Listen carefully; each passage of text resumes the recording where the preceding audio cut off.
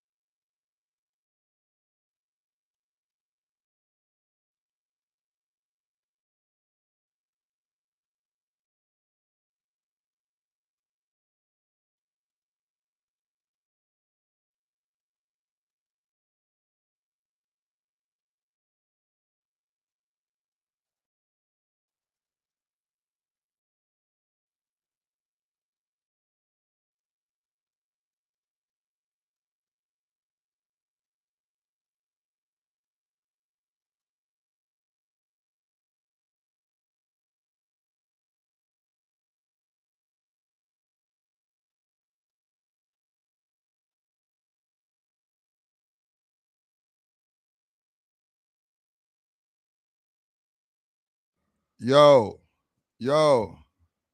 can you hear me? Oh, my shit ain't picking up. Yo, can y'all hear me?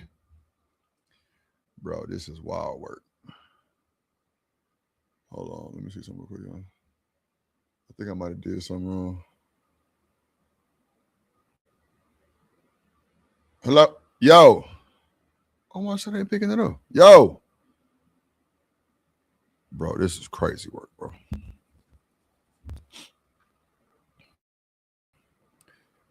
Man, what the fuck?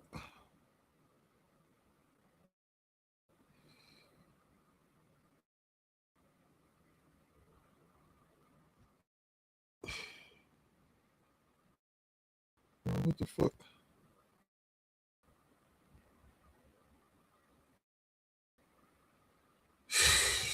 Can you put it? Hold on. Put a 1 in the chat if you can hear me. Y'all can hear me? Put a 1 in the chat if y'all can hear me. I can't hear shit. My shit not even picking it up on the on my interface. Hold on, let me see something real quick.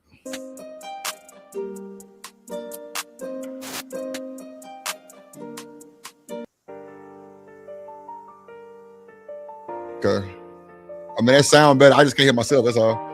What's up, y'all? How y'all doing? How y'all doing? What's up? What's up? What's up? What's up? What's up? What's up? What's up? What's up? What's up? What's up? What's up? What's up? Let's go. Let's go.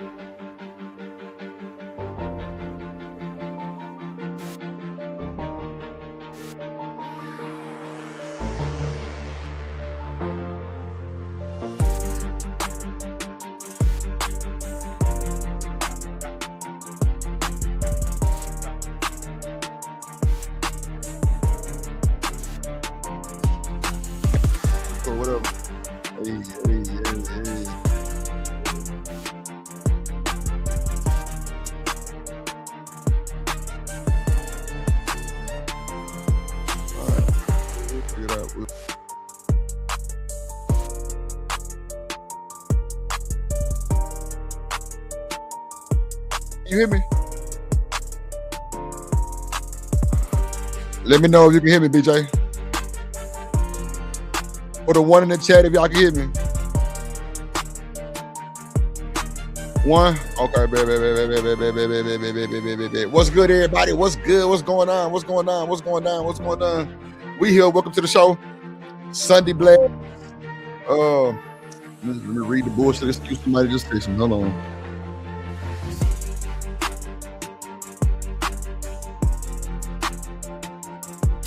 Anyway, how y'all doing today, man? How y'all doing today, man? I'm so mad I can't hear myself. I don't know what's going on with that shit. But anyway, let's get to the bullshit, right? What's good, everybody? Shout out to the chat. What's up, Shawanda? What's up, Cynical One? What's up, everybody? What's up? Trust in the building. What's up, Trust? In the building. What's up, OG Do Dirty in this motherfucker? What's up, OG Do Dirty in the building? Yeah, that's how I know something wrong. It's playing through that part right there. It's cool. We'll figure it out. No sound pipping. I got you, Do Dirty. We hopefully okay. You up now? Okay. Shout out to Do Dirty. Shout out to BJ. Man, shout out to a Vixen Forever. What's up, sweetie? How you doing, Vixen Forever? How you doing? Good to see you, my baby. Good to see you, my baby. Shawanda. What's up? What's up, Shawanda? What's up, man? What's going on, everybody? What's going on? What's up, Kills in the building? You say sick but salute, nigga. Get you a hot toddy, nigga. Yeah, get you a hot toddy, my guy. Hit that like button, like Do Dirty say, yeah, hit that like button, man. So what's good, everybody? So, man, we here today, man. Have no fear. Drip Nation, top tier. By the way of the plug, let me go ahead and get Do Dirty. I'm finna roll me up a blunt, big dog. I'm finna roll up a blunt one time, and we gonna sit back and rewind and, unpack this bullshit with this whammer, Anton Daniels. Like, I don't know why everybody scared of this nigga or just got utmost respect for this nigga, but it seemed like all the ones that he dropped and fired and did bad was the ones who got crazy shows about. Like my nigga Corey Love say, Anton birthed you niggas and regurgitated you niggas, and then burped you niggas. Come on, man. He did. Y'all all Anton. You got a nigga out there clout chasing, putting comments up under these nigga shit. Come on, man. Hey, man, it was me. Oh, my God. You know what I'm saying? It's crazy, y'all. But hey, it is what it is. That what them nigga want to do. Let them nigga do the clout chasing shit. Seize the moment, my guy.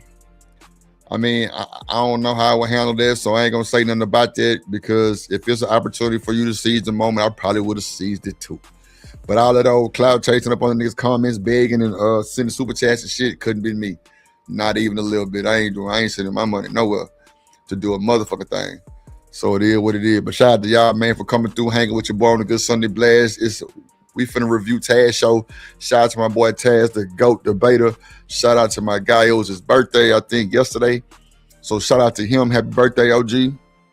Well, I'm gonna call him OG because he's the OG of the space. I think I might be like I don't know how old Taz is. I think Taz. I don't know. Don't let me lie to you. But shout out to that nigga. Yeah, man, it's Sunday, man. Hope everybody had a good, fulfilled weekend. You know what I'm saying? And you're through. You know what I'm saying? We here. We're going to do a little content, keep y'all entertained for a few hours. So I hope y'all ready, because we finna get to it. So let me go ahead and bring up the video while I'm busting down this blunt. I'm going to drop the link and everything so everybody can come up. I'm doing good, Shawanda. What's up, TK? What's up, baby? What's up, little baby? And my ex in the chat, y'all. TK, my ex in the chat. Now let me stop harassing TK before she be like, Drip, look, you know. Nah, she ain't gonna say nothing like that. Shout out to my gal. I mean, god damn it, my sister TK. TK in the building, man. What's good? Let me bring up this video real quick.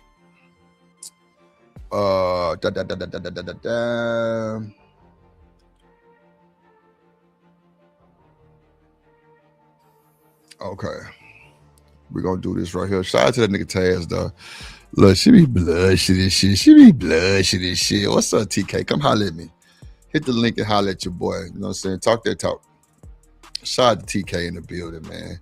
Shout out to all the women that come through and fuck with Drip, man. Y'all know I just be just having a good time, and I don't be trying to, do the most and start fighting for y'all. And y'all can't talk to nobody else, and y'all only belong to Drip type shit. No. I just like the company of women around me because it's just me. I've always been a nigga with charisma, static and all kind of shit. But yeah, shout out to y'all for fucking with the Drip, believing in me, trusting in me to sit over here and listen to the content. Cause we're gonna give it to y'all today. We're gonna give it to y'all today. I hope my mic loud enough because I can't hear myself in my headphones. Why? I don't know, but let me cut this up, I guess. I don't know. If the music too loud, put a 1 in the chat. I can cut it down some more. Okay, I already did. Let's go. I can't play my soundboard or nothing because it's coming out of that right there. So let me see. I might have to reset this bullshit. I might have to reset. Oh, you know what? I think I might know what the fuck going on. I think I might know what the fuck is going on, Jay.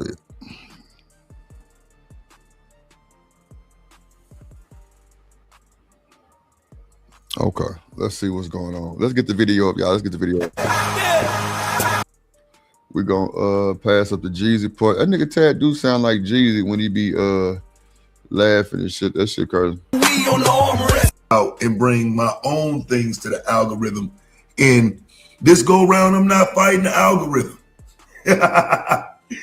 We jumping in the algorithm. We trying to get in there, fam. And I'm not a good gossip guy. I know that. Come on, son. I ain't the best person to come to for the tea. You know what I'm saying? For the wine. Excuse me. Okay, that's the bet, dude. That's the bet. But shout out to I will say this though. I'm gonna give you a real perspective every time. I'm rolling up now, dude. Dirty. Hold on, baby. I got you. And let me see. I want to say this. Whatever I see is where that perspective will come from. And what I see right now are a bunch of people who sound like Anton Daniels. Fuck Drew. And, maybe they've changed their ways. Maybe a lot of this that I'm looking at, maybe I'm tripping, right? But when I'm looking and seeing what the call out is, very few of those call outs are about the things he said about black women. And I'm pointing that out living humbly because I'm saying that's how we grew in the first place. The acceptable attacks on black women that a lot of these people who call themselves calling him out now participated in. Come on now. So yeah, I'll play the algorithm and make it all about Anton. Yep. But if you know, you know. If you know, oh, you know, fam. Seem like everybody knows. Now my question is, we're gonna where do I start at? Let's go, Taz. Let's go, big dog. Well, it's so many of these videos of Anton Daniels saying things that others have said. I can just play the videos and review them because I'm not really familiar with Anton content. When I'm looking at the amount of content that he does, I think a lot of this nonsense that he's done gets hidden by the other content. The I'm rich, I just did this, I just bought that. And then talking about conservatism and Trump and all this other shit. A lot of what he says about black people is just kind of the surface conversation. And so a lot of it is being minimized to just he says this about black people. Right. But there's a concerted effort to attack stepfathers, to attack single mothers, to attack black women, right? And with that, those are the three things that I recall the manosphere doing when I came into the space. That is the norm for most of the platform that I can remember. So a lot of the dudes that I see involved in this call out on either side, they're the people who were fine with, let's say, a man walking up hitting a woman in the face like Corey Holcomb. You know what I'm saying? Like, I get it. You want to call it out now and say it's wrong. But I mean, if we are honest, a lot of these people here have promoted that behavior. And that behavior specifically was allowed. See, that's crazy. Like, one thing about the YouTube street series, ladies and gentlemen, they don't forget shit. They don't forget nothing. I remember I was talking to somebody and they were like, yeah, Drip, somebody gonna say something about something in the chat. I'm like, why would you say that? She like, watch. And that shit happened like a motherfucker. Like, the first thing they did was they just came and attacked her. Like, remember somebody bought you something? And they was like, damn. And then no, she like, see, I told you. I'm like, well, why the fuck would they do that shit like that? That shit crazy. But I was just learning YouTube. I didn't know what's up, Third? What's up, my guy? I didn't know shit about none of that shit. You know what I'm saying? Like, I didn't know nothing about how these folks be calling you out. Like, I didn't know people even let this shit bother them in their real life. Because it don't bother me at all, my boy. It don't bother Drip at all, man. Make sure y'all hit the like button. Make sure y'all support the show. $ Drip on the beat. Hit the cash app for your boy one time. Let me know you love me. Hold on, y'all. But it's just is wild work, bro, because okay, there we go. It's wild work, bro, because niggas that got allegations on doing stupid shit, they be the main one trying to call people out for the stupid shit. I don't understand that shit, bro. Like, nigga, don't you got allegations too, nigga? Like, Drip ain't got not one allegation. Nigga said I was doing some scamming shit. Nigga, we proved that wrong. No, I wasn't, bro. I really didn't even know what the fuck was going on. I didn't know none of these niggas. I didn't know the nigga who came up there. Barely know the niggas that was there. But they got still run with the narrative. Yeah, he did it. And the nigga didn't got on several panels saying I didn't do it. But it is what it is. I don't let that shit bother me. I can give a fuck. And fuck anybody who think I did. That's a fact. I don't give a damn how you feel about it. I swear to God. That's just how I am with it. You know what I'm saying? Other than that, you suck a dick. What's up, 80 years in the building? But you know, Drip Nation, my team, my people, my fam, I'm gonna fuck with y'all every day. I'm gonna give y'all this content and I'm gonna rock and roll with y'all. But all the naysayers and the haters, my nigga, keep it up. Stay. Come on back through. I swear to God. Come on back through. I don't mind. And get what happened? They come right back through. What's up, ADS in the building? My guy, ADS in the building. So it is what it is. I don't give a damn about this shit. They get mad at Drip. They get mad. I don't care. I think they even more mad because I don't care. Straight up. So, nigga, I click that X. I'm going, nigga, I might go lay up or something. Nigga, I might go do something, nigga. Well, I'm going to therapy right now, so I'm on injury reserve. So I ain't doing shit. But I'm telling you, I ain't got time. These niggas be cock riding these niggas and shit. I ain't got time, bro. I'm not doing none of that to these niggas. I'm being me on every panel I go to. And I don't go nowhere, but maybe one or two shows. Corey Love and Izzy Vance. That's it. Them the only two niggas who stood down with me through all that bullshit. Shout out to all my people that come over here and fuck with me. You know what I'm saying? Shout out to my brother BJ. Yeah, they love the drama. See, and see, TK, that's why I know my numbers don't be 200-300 in a box, because I ain't got no drama. I ain't got drama content. I can review some of what these niggas saying, but hell, I ain't got no drama content. I just don't. I don't know these niggas well enough to have drama with them. I don't. Nigga try to make up some shit for the clout or try to like put bad shit on my name. Nigga, that shit don't work for me.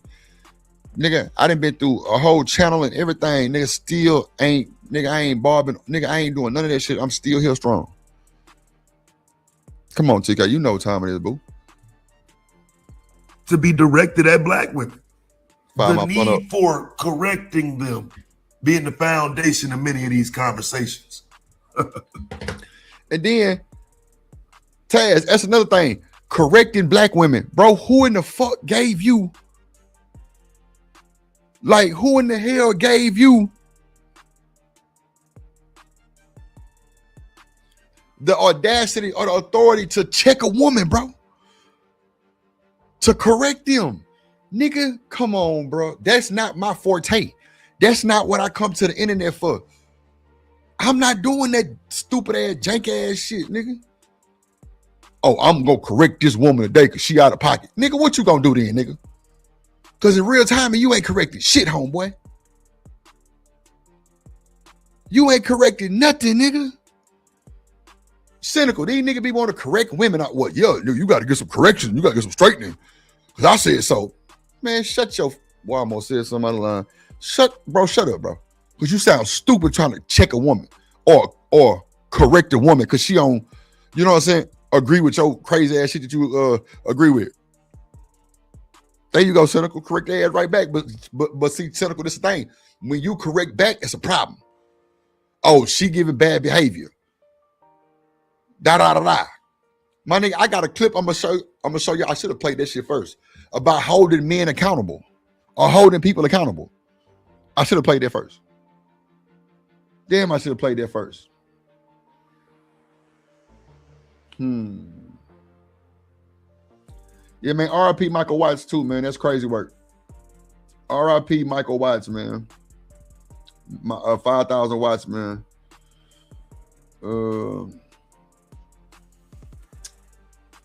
Damn, bro. I'm trying to see. I think that was Cam Newton. Oh, you know, I think I sent it to my email. Let me see. Hold on. I think I sent it to my email, y'all, about trying to hold a man accountable. And Dion did some shit to his team where he started charging his players. Okay, here you go right here. Here you go right here. Hold on, let me download it real quick, y'all. And I'm gonna play this little clip right before I get into Taz shit real quick. And like y'all to see, bro, Deion Sanders, Coach Prime, start charging his players. Straight up, he started charging his players. Hold on, let me see something. For like, you know, missing practice is like $5,000. Straight up, I ain't lying. Watch, you gonna see. And Cam said something that was so platinum that like I was like, damn, that's wild. Yeah, I'm gonna go down. A lot of people need to clean house. Yeah, need to clean house. TK, you ain't bullshitting. Hold on, let me see something real quick. Let me play this. Okay, let me play this clip right here, y'all, and I'm gonna get back to Taz. Let me get that down real quick. I know y'all want to see my handsome self anyway. Hey. Your old team's gear in this facility, that's disrespectful. That would be like your lady that you have currently. If you wear your old team's gear in this facility, about to put your ass off the team. I ain't lying. Nigga, don't come in my field house with no shirt that say TSU. And nigga, you at goddamn Colorado State. Come on, bro, don't play with me. Wearing her ex stuff. That's how I feel about that. When I see you come into the cafeteria, you eat our food with your last teams on. Obviously, if you want to stay there, you should stay. Late to practice, $500. No show practice, $2,500. Yep, look, no Late show. to meeting or film sessions, $400. Love it. No show meeting or film sessions, $2,000. Love it. Late to strength and conditioning, $1,000. Love it. No show strength and conditioning, $1,500. Love it. Late Come on, to man. treatment, $1,000. Love it. And no show to treatment, $1,500. Love it. And let me tell you why I love it and we need more of it. Because now times have changed. No longer can you really punish players by just threatening to say, hey, you gotta do the 5 a.m. workout. You gotta do the Saturday morning workout. That don't move you. What's gonna move you is the pockets. No more bear crawl. Ain't no more bear crawl. Them Benjamin crawling out your pocket. You talking about, oh, little baby, 4 pockets full. Shoot, you keep showing up late, it's gonna be 4 pockets empty. And the reason is 5,000 if you show up late. Yeah, he get on my shit too, TK. is Coach Prime, former elite player, understand that that's how they roll in the league. We hold you accountable by your pockets. All these collectives, all these teams that are being left stranded because we done had an investment not produce, and you just think you just gonna sit on that 300K. No, not today. Bring it this way. Understanding that it ain't punishment. This is accountability that these players have to understand. Because the unfair truth is that a lot of players are foreign to accountability. They get coached by a coach in high school that allowed them to do whatever they want to do. They're getting parented by parents that allow them to do whatever they want to do because they a 5-star recruit. They got a bunch of home. What y'all think about what Cam said? He said that if you want to hold a man or hold somebody accountable, hit them pockets. Hit them pockets, man. If you want to hold somebody accountable, hit them pockets. Let me do this real quick. Hit them pockets, man. You ain't bullshitting. You want to hold somebody accountable, hit them pockets, bro. Oh, shit, true. Okay, there we go. Hold on.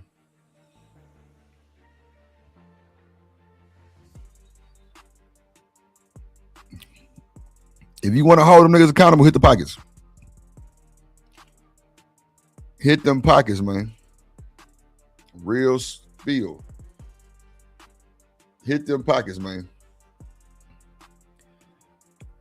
Let me see. Yeah, especially on the business side. I'm with you. 1,000%. Okay. She said, I agree, especially she said, then Cynical say, then they'll feel it. Yeah. Come on, do dirty, hit the NIL money. ADS said that's one way. She said, I agree, especially in a business aspect now, for sure, TK. Homeboys that's around them that ain't gonna tell them what it really is. Now you go into a situation where it got a little structure and we're gonna get some accountability. This ain't punishment, brother. My fault, I was late, or my bad, I'll be better. No. Yeah, you're gonna be better next time because you're gonna be a little bit more broker. And if that don't do it, you will be Control Alt Deleted up on my Control Alt Delete. That's a fact, bro. That's a fact, bro. That's my fault. Like that TK say, if she like to work, she missing money. If you like to practice, you missing the structure. You missing the objective. You missing what goddamn coach trying to put down. You missing film. You might miss something that's gonna end up hurting you in the game. Accountability, hit them niggas pockets, man. College, it don't matter. Nigga, you like to practice, that's $5. Bro, Coach Prime charge you nigga $5,000 to miss practice? If you miss practice, $5,000. If you sick or hurt, or if you don't go to treatment, he said $2,000. If you don't go to this treatment, $2,000. If you don't go to this treatment, $1,500. What?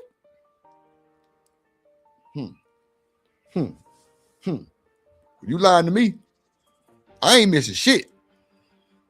Cause what if you ain't got it? What if you ain't got it? What's up, BJ? What if you ain't got it? Come on, man. What if you ain't got it, bro?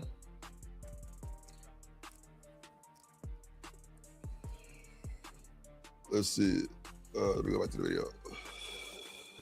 Yeah, it's gonna cost you one way. Let's not forget then that some of the people was in agreement with the things Anton was saying. So I can never forget to the highest shit. Like bottles on the table, late night streaming live. Like, what are y'all doing? So yeah, that's what it is for me. It's just a question of, you know what I'm saying? Like, what is Christian about that? But again, I just want to check some of these panels out, fam. He's been called out for it, and I didn't watch any of it. These cats, it's so many of them. I just wonder where the agreement is with him. Because like it's a lot of people that's done this same type of content, said these same type of things. And I'm saying, yeah, let's go ahead and get down into the parts of it that I don't see people talking about. And that's his hatred for black women. To the highest bidder. That's what hypergamy is. You're not getting with a man because you like him. You're getting with a man because he the best available option. And if that wasn't the case, then they wouldn't all be choosing a man that got money. They would be choosing a man that actually liked them. And who created that standard? The guy that got money don't even fucking like you. He just got you around and he using you and he might fuck you. But that don't mean that he like you. And y'all know that he don't like y'all. Well, we know that because men have always said they don't have to like you in order to have sex with you. Men have always been the ringleaders of, you don't have to have anything of value. I just want you around to just fuck on. And now that women are privy. But wait, even if that's true, nigga, you let him fuck on you. What are we talking about? You letting him use you as recreation. Come on, man. BJ say rent due. I'm telling y'all crazy as hell.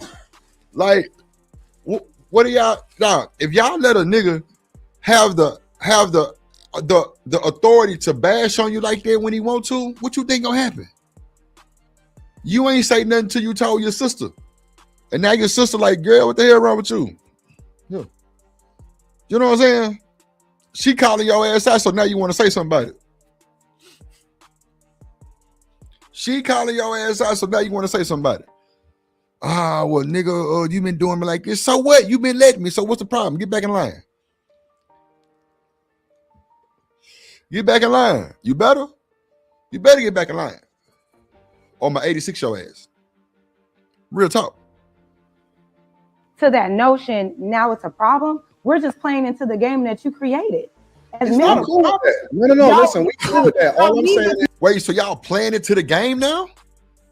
But then you got a problem with the game. You got to make sense to me. Man, I'm hungry. money though. Y'all leave with money, but then get mad at a woman that's still asking. listening.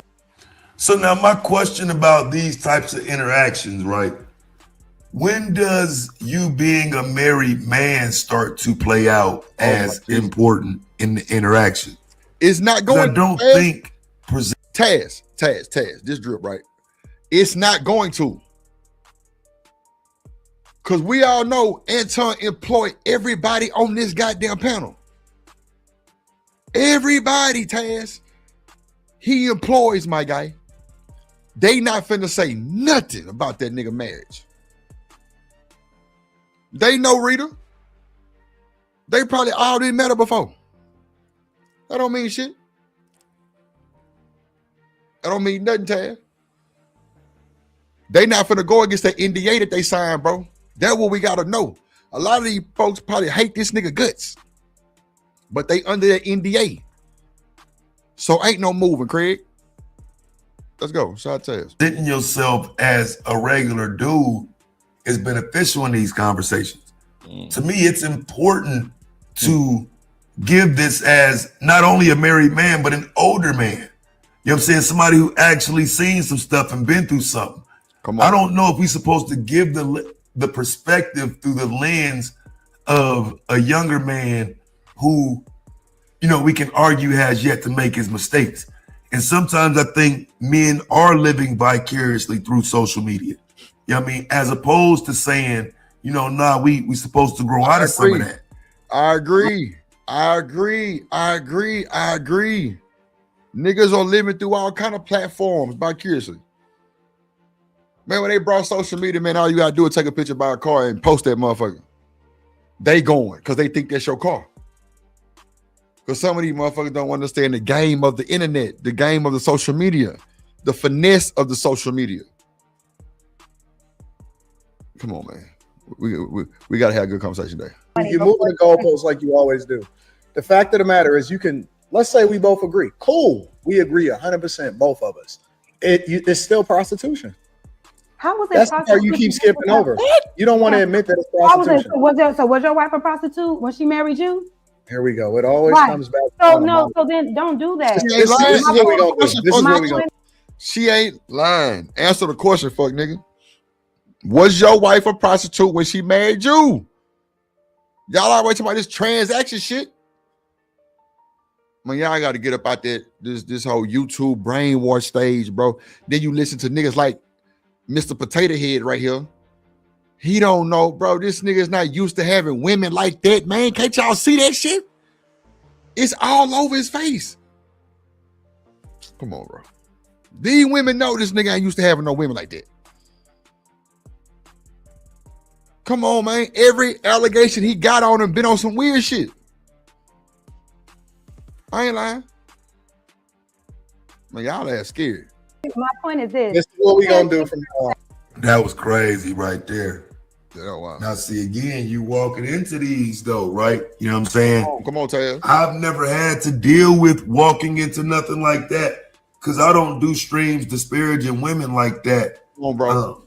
In totality. Now, it's some women that I get at, but this throwing a blanket over women and talking to them as a group, I've never thought that was a good idea. You know what I'm saying? And so when you do that, right? And you make these. So Taz, I do agree with you saying he talking to him in a group because that's what the women do to the men too. They always wrangle us up in one big hula hoop and they spit it on the whole generation of the black men on YouTube. Then if your ass got a little color to you, it's not melanin, dark skin, nigga, you ain't black. They're gonna tell you to find you another conversation. Like they really know something. Ain't worth the shit. I'm trying to tell you. But at the end of the day, if you know what, let me just press play. These grandiose claims, somebody can clap right back at you with a statement like this. That was crazy. I don't agree with her saying that, but you walk into this when you're making these sweeping statements. Taz, why don't you agree with her saying that? I definitely agree with her checking this nigga ass. Come on, bro. Look how you making them look, Taz. Look how you making them feel. Come on, man. This nigga dirty work.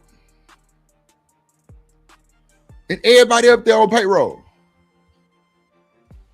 Everybody. He paying for careers. He got a check coming to everybody up here, nigga. You better not be late. You better not get sick like Freezer. You better not. Nigga, your ass is good as gone. 86. And you through. Through. Yeah. It's gonna happen. What's up, Coach Rook? In the building. Shout out to my guy, Coach Rook, in the building. As a married man.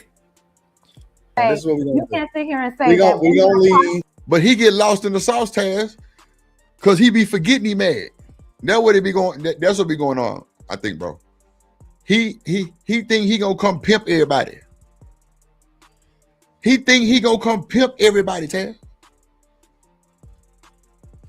That nigga been married since he was in high school. He ain't got no, man, he ain't used to dealing with women like that. But the ones he pay for, or my bad, employ, the ones he employ got to get down and lay down. And that's just what it is. That's what I think. That's what I think. We're gonna leave because I was speaking in general. Okay. We're gonna leave my wife out of it. Okay, let's leave her out. Any woman, any man. And now he want to leave his wife out of it. But bro, you just tried to spill this same bull on them women up there, bro. So now when she spill it back on you, now you want to move to the other side of the field. Bro, this shit whack. On the panel that has a wife or has any serious relationship or entertained a woman on a serious level, were they prostitutes to you? Absolutely I don't think not. so. Absolutely. Let's not try to make it seem like that just because a woman requires a man to be financially stable, which is literally the bare minimum. A man. But why aren't you financially stable? Why does the man have to be? Wait, slow down, sis, because nobody said I wasn't. I never said you were. We got a big climbing going on. She climbing. She getting the bigger paycheck. Because again, she getting the bigger paycheck. Didn't nobody say nothing about her being not financially or none of that shit. But she jumped out there because she's a drag chaser. She's a drag chaser. Come on, bro. Come on, bro. She jumped out there and risked her whole career in life to just say some stupid shit. Well, why ain't you financially stable, sis? What? She ain't even say that. So I'm saying, so you know she getting a bigger check out of the one that's up there just running their mind. She had to defend her master, her boss. Yes, sir, master, boss. Yes, a master. Why I had to bow out the conversation. The women gonna fight each other now. What you need me to argue with it for? That was crazy right there. She finna climb. Let's really go. the bare minimum. A man. But why aren't you financially stable? Why does the man have to be? Wait, slow down, sis, because nobody said I wasn't. I never said you were. I'm just saying. Right, but what you're saying has. Oh my! You just said, well, why aren't you financial? The fuck? That's what you just said, crazy ass woman. Bro, this shit got to stop, bro. We got to start calling this shit out, bro. Because if not, this shit is going to go unbothered. Nothing to do with what I'm saying right now. So just relax until I'm finished. What I'm saying is this. It's okay for a woman who is established, since we need to do that, to a woman that is established, that has it together. All she's asking is for the man that she entertains is to meet her where she is. It's okay that a woman only wants to date a man that is financially stable, that has it together. Now, on the flip side of that, there may be women out here who feel like they don't have to have nothing to get a rich man. And guess who created that standard? Men did. Men decided that as long as I got money and as long as I got means, I can go to the Walmart and get a woman that ain't got shit as long as she's beautiful. Y'all created that standard. That's so just a man moving in purpose, though. No, wait, let me. Wow. You said that's just a man moving in purpose. That's crazy, right, bro? Well, again, that's the foundation of what I'm saying today. when you say men created that, that's what YouTube certainly created. I can keep it on YouTube, right? We don't even have to go out into society.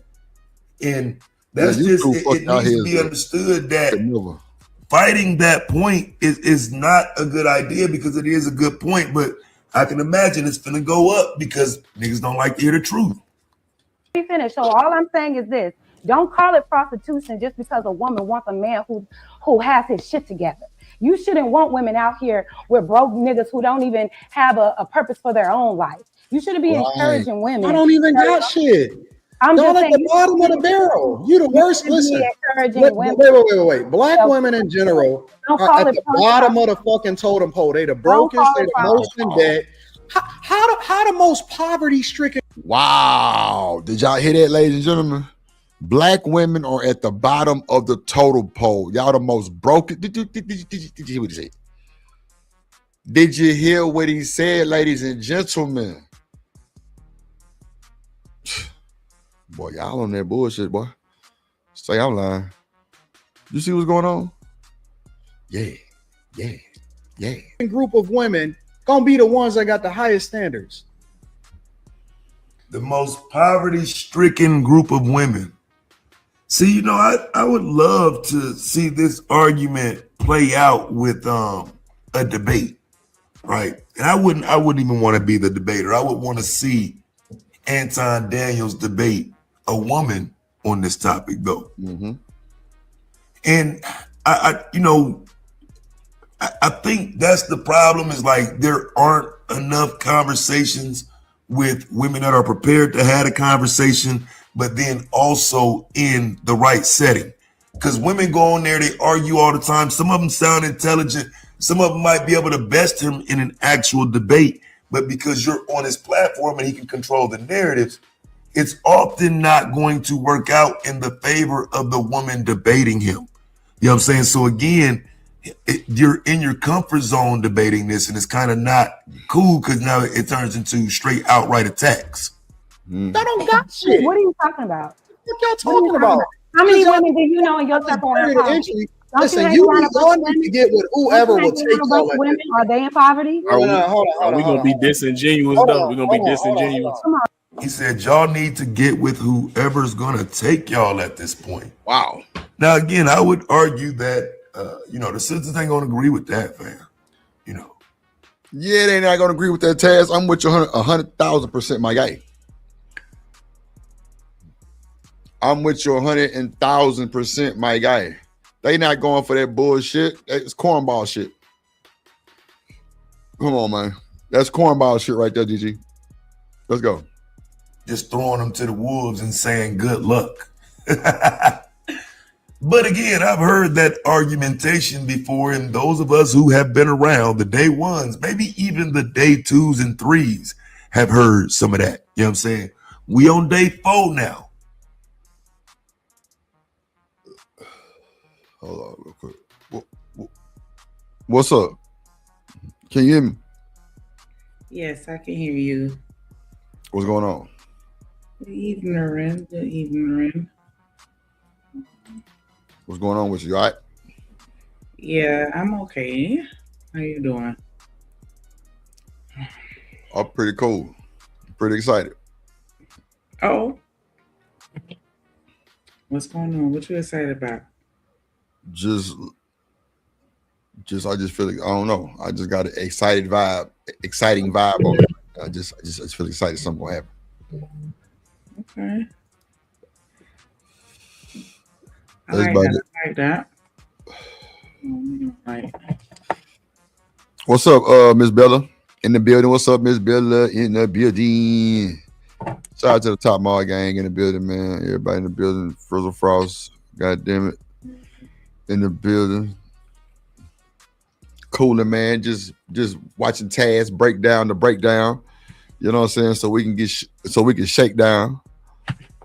You know what I'm saying?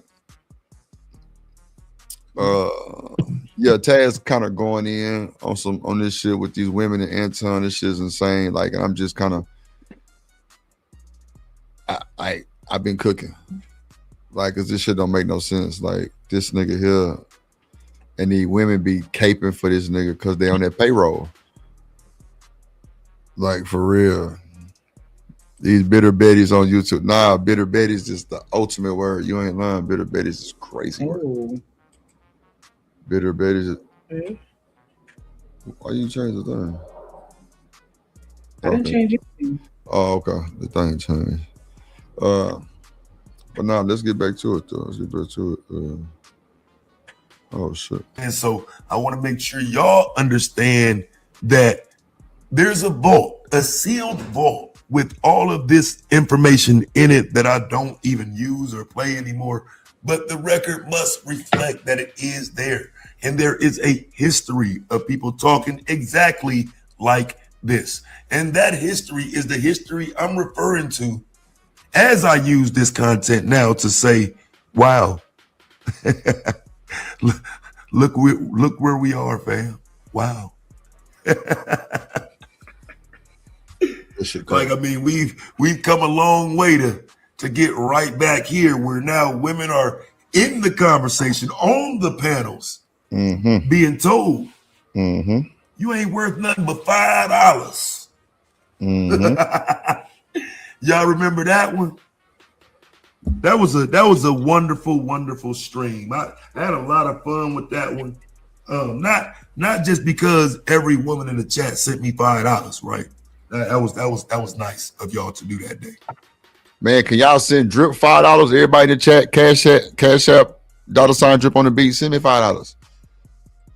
Send me $5. Let's see who loved me, man. Let's see who loved me, man. Send me $5, man.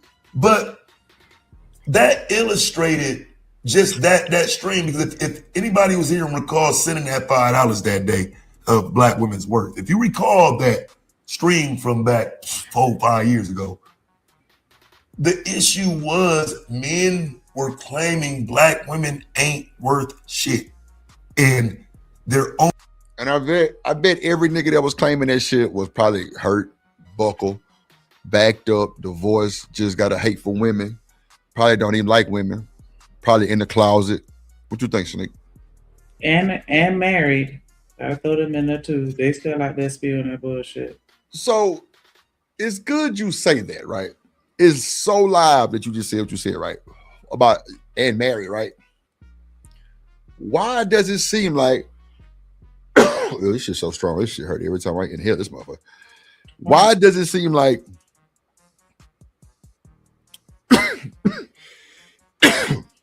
most married niggas are they the one that's mad?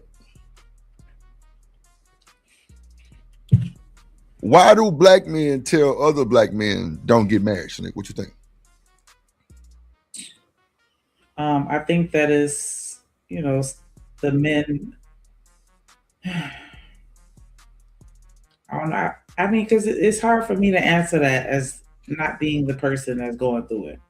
I'm just on the outside looking in, but I feel like some of it is them. If I said a woman, would it be better, or just period? No, I'm just saying, like, whatever I'm saying, of course, is the outside looking in, but I feel like a lot of it is them trauma bonding and trying to associate themselves with a demographic of people that they aren't a part of. I feel like some of them are projecting, and they think that because they're not happy within their relationship, that other people not happy. Some of them, I feel like, are just jumping on the bandwagon, and they think that saying that type of stuff is cool, or they'll gain from it some type of way. So, okay. What up, Miss Bella? I fucking lost my train of thought hitting this goddamn comment. God damn it. Okay. So I asked you, why would men tell other men not to get married, right? That's what I asked you. That what you answered to? Yeah, I'm trying to catch my thought. I gave you 3 answers. I said 1, because they're trauma bonding with things. Oh, there you go. Stop. There you go. So do you think majority of these relationships are trauma bond? Yeah. Wow. Damn, I can't play my soundboard. My mic fucked up. I don't know why it's not playing through my thing, but I had to figure that out later. But wow. Yeah, you have to be careful when you meet somebody while you're going through something. Wow. So majority of the relationships do it. And I ain't talking about just black, just people, period. Yeah, just people, period. Or trauma. It's good to meet people when you're in a good space. Because when you're experiencing some form of trauma, you're already vulnerable. I feel you. And people can play on that.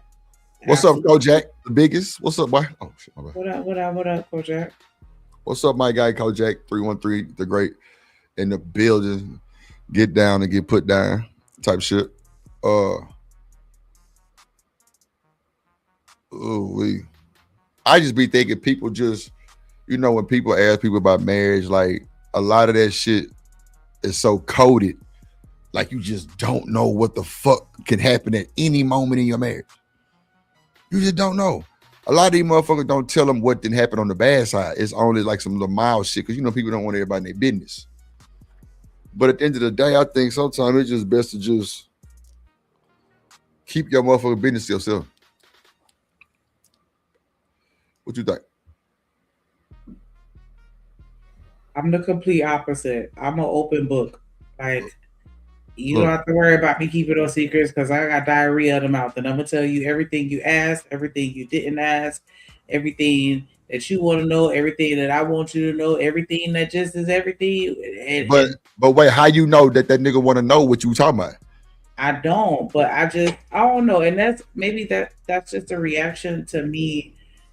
That could be a gift for the curse. With people that I feel are phony, right? And it's like, nah, I'm not. You don't have to read between the lines with me. You're going to know exactly what it is. Yeah, but I'm sorry, go ahead. No, but I'm just saying, like, that was just my way of being authentic. Like, I'm going to tell you what I'm thinking. And, do what you want with it. But I'm going to tell you, so at least you know. So nothing is a surprise to you. I don't know about that. So, like, I think that shit can open up a can of worms that you ain't trying to open up, man. I'm just saying, like, everybody don't be wanting to know all that extra shit. I mean, and then you got some that love that shit. You got some that's like grateful for that type of woman. I mean, I understand that it's not gonna be everybody's cup of tea. I was just, like I was raised where if you can't talk about it, then you need to do something to change that. Because clearly you feel some type of way about it, but you should be able to hold yourself accountable and own up, or living your truth type shit. Like, you know what I'm saying? Like, hey, it is what it is.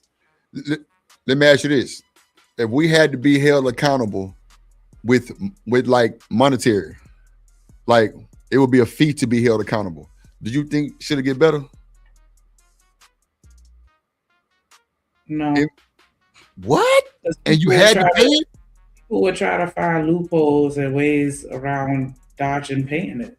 But I'm just saying though, like it'll be like in like the first goddamn amendment type shit. And then how would we be able to classify things? That's when the waters get a little muddy because you trying to move the goalpost though. You trying to move the goalpost. I mean, we know that's gonna happen, right? We know niggas scammer jammer, they gonna try to jump through the hoops and everything. I'm just randomly, just a general question, just off the top of your dome, just like, maybe so, maybe not.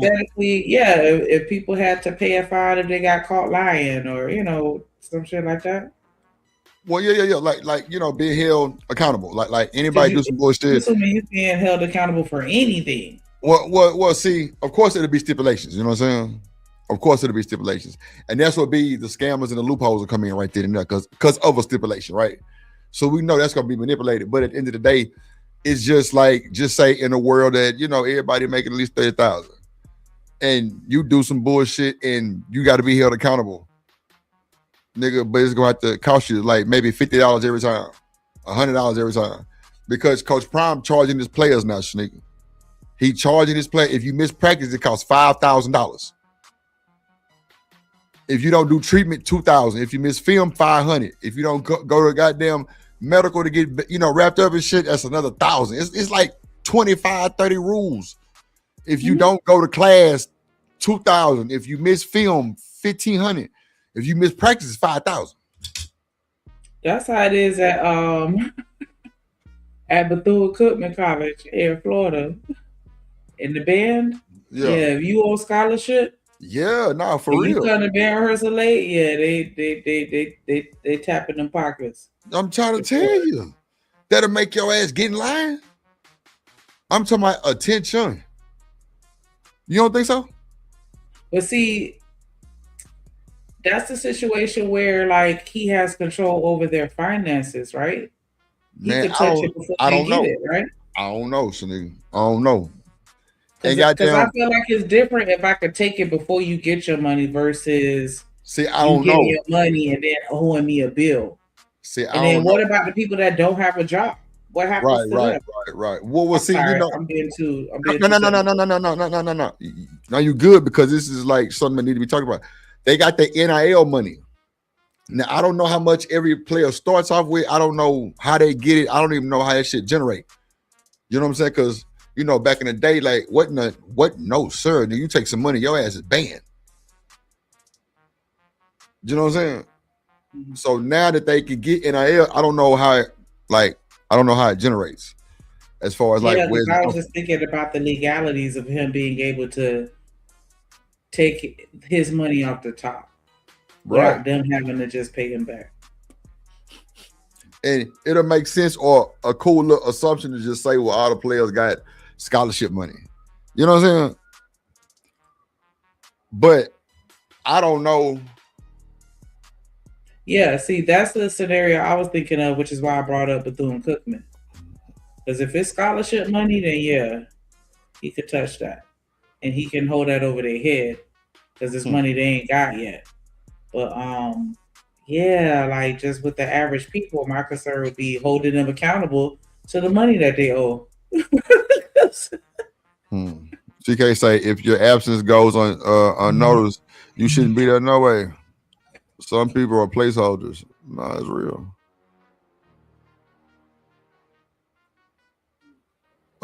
He said something about not high school people. See, man, that's gonna blow these kids' heads up, man. Oh, that's gonna blow these kids' heads up. NIL for high school is crazy work. Crazy work. You think them kids can handle that shit, nigga? High schoolers? No, but at that age, their parents are gonna have a hand. Yeah, but what if they ain't got good parents? What if their parents fuck their money up? Then what? How that shit gonna work? You know what I'm saying? That'll be a lesson that they'll learn earlier. Like, I don't know. Nah, it's got to be some type of legality. I would hope that if they're in that type of position, you know, they were taught certain morals and values and work ethics from their parents, or supported and encouraged by them, you know, to where they would, you know, want to do what's in the best interest of the kids. But yeah, it's something you should ask parents out there for sure. So I don't know. Because I mean, if that's their child, like what would they be able to legally do? Be like, nobody could touch it until the kid turned 18? I don't know. Is that how that works, Kojak? That's a good question. I don't know. That's a good point. I don't know. Because I don't think they're going to make them have to wait for it. But if they do, that kind of sucks a little bit. Like, then you finna drop all this money into an 18-year-old hand? Like, is that any better? Like, I don't know. Mm-hmm. You know what I'm saying? Like, if they don't have parents or have the type of parents that'll just, you know, blow the money. Sounds like the kids get the money directly. No control by the parents, no trust fund. Oh. Child. Huh. Only worth $5, and they had the entire space of men saying it was worth, black women only were worth $5 and blah blah. It was just, you know, it was a different time in the space where these men truly did let how they feel show publicly. You know what I'm saying? Because now same dudes on here going at Anton, who's saying what I've heard at least half of them say. You know what I'm saying? The people, I'm just scrolling through the videos, and again, I'm doing the algorithm thing, so we're gonna talk about Anton, but I'm just not going to give y'all the type of credit y'all want in the space of going against Anton. It's only a couple people, fam, that again, would have even called y'all out, let alone those who participated. You know what I'm saying? So this ain't nothing I ain't heard. Y'all ain't worth shit. Don't nobody want y'all. Black women are the least desired.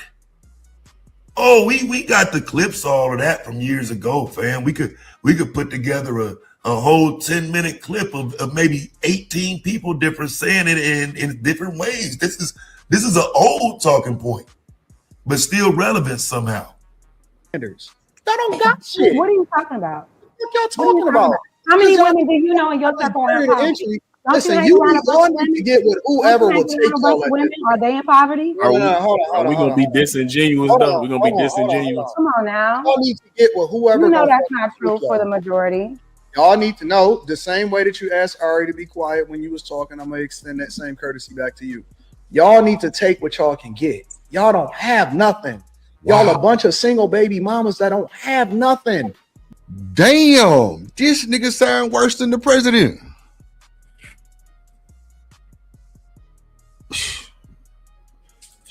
Damn, nigga, how you feel? Like some shit on the street? Hell no, because I'm not listening to him. I mean, I'm just saying. How you? But that is some bullshit though. Like what? It's like, you know, what? I can understand as far as things change over time. And your options will change over time for everybody, male or female. The things that you go through in life and the changes that occur as a result of it, you know, that's going to have an effect on your dating pool. So I understand the foundation of what he's saying, but I just don't agree with the context in which he's saying it. And like, I just, nah, bro. Living Humming said that man sound worse than Fresh and Fit, man. Yeah, because it's like, y'all just a whole bunch of baby mamas running around. Like, man, people are fucked up in general, walking around with all kind of trauma and baggage. And you know what I'm saying? It's up to the right person that fuck with them enough to deal with it. Not deal with it like, you know what I'm saying, like that, like accepting them cheating like shit. But I'm just saying, like, to be able to, you know, work through that. Or they a bit much. But, nah. What you said? The last part, what you said? Listen. What you said the last part? I don't remember. I'm all right. But something about something, man. Yeah. Yeah. Yeah. I'm sorry, because I actually didn't hear you.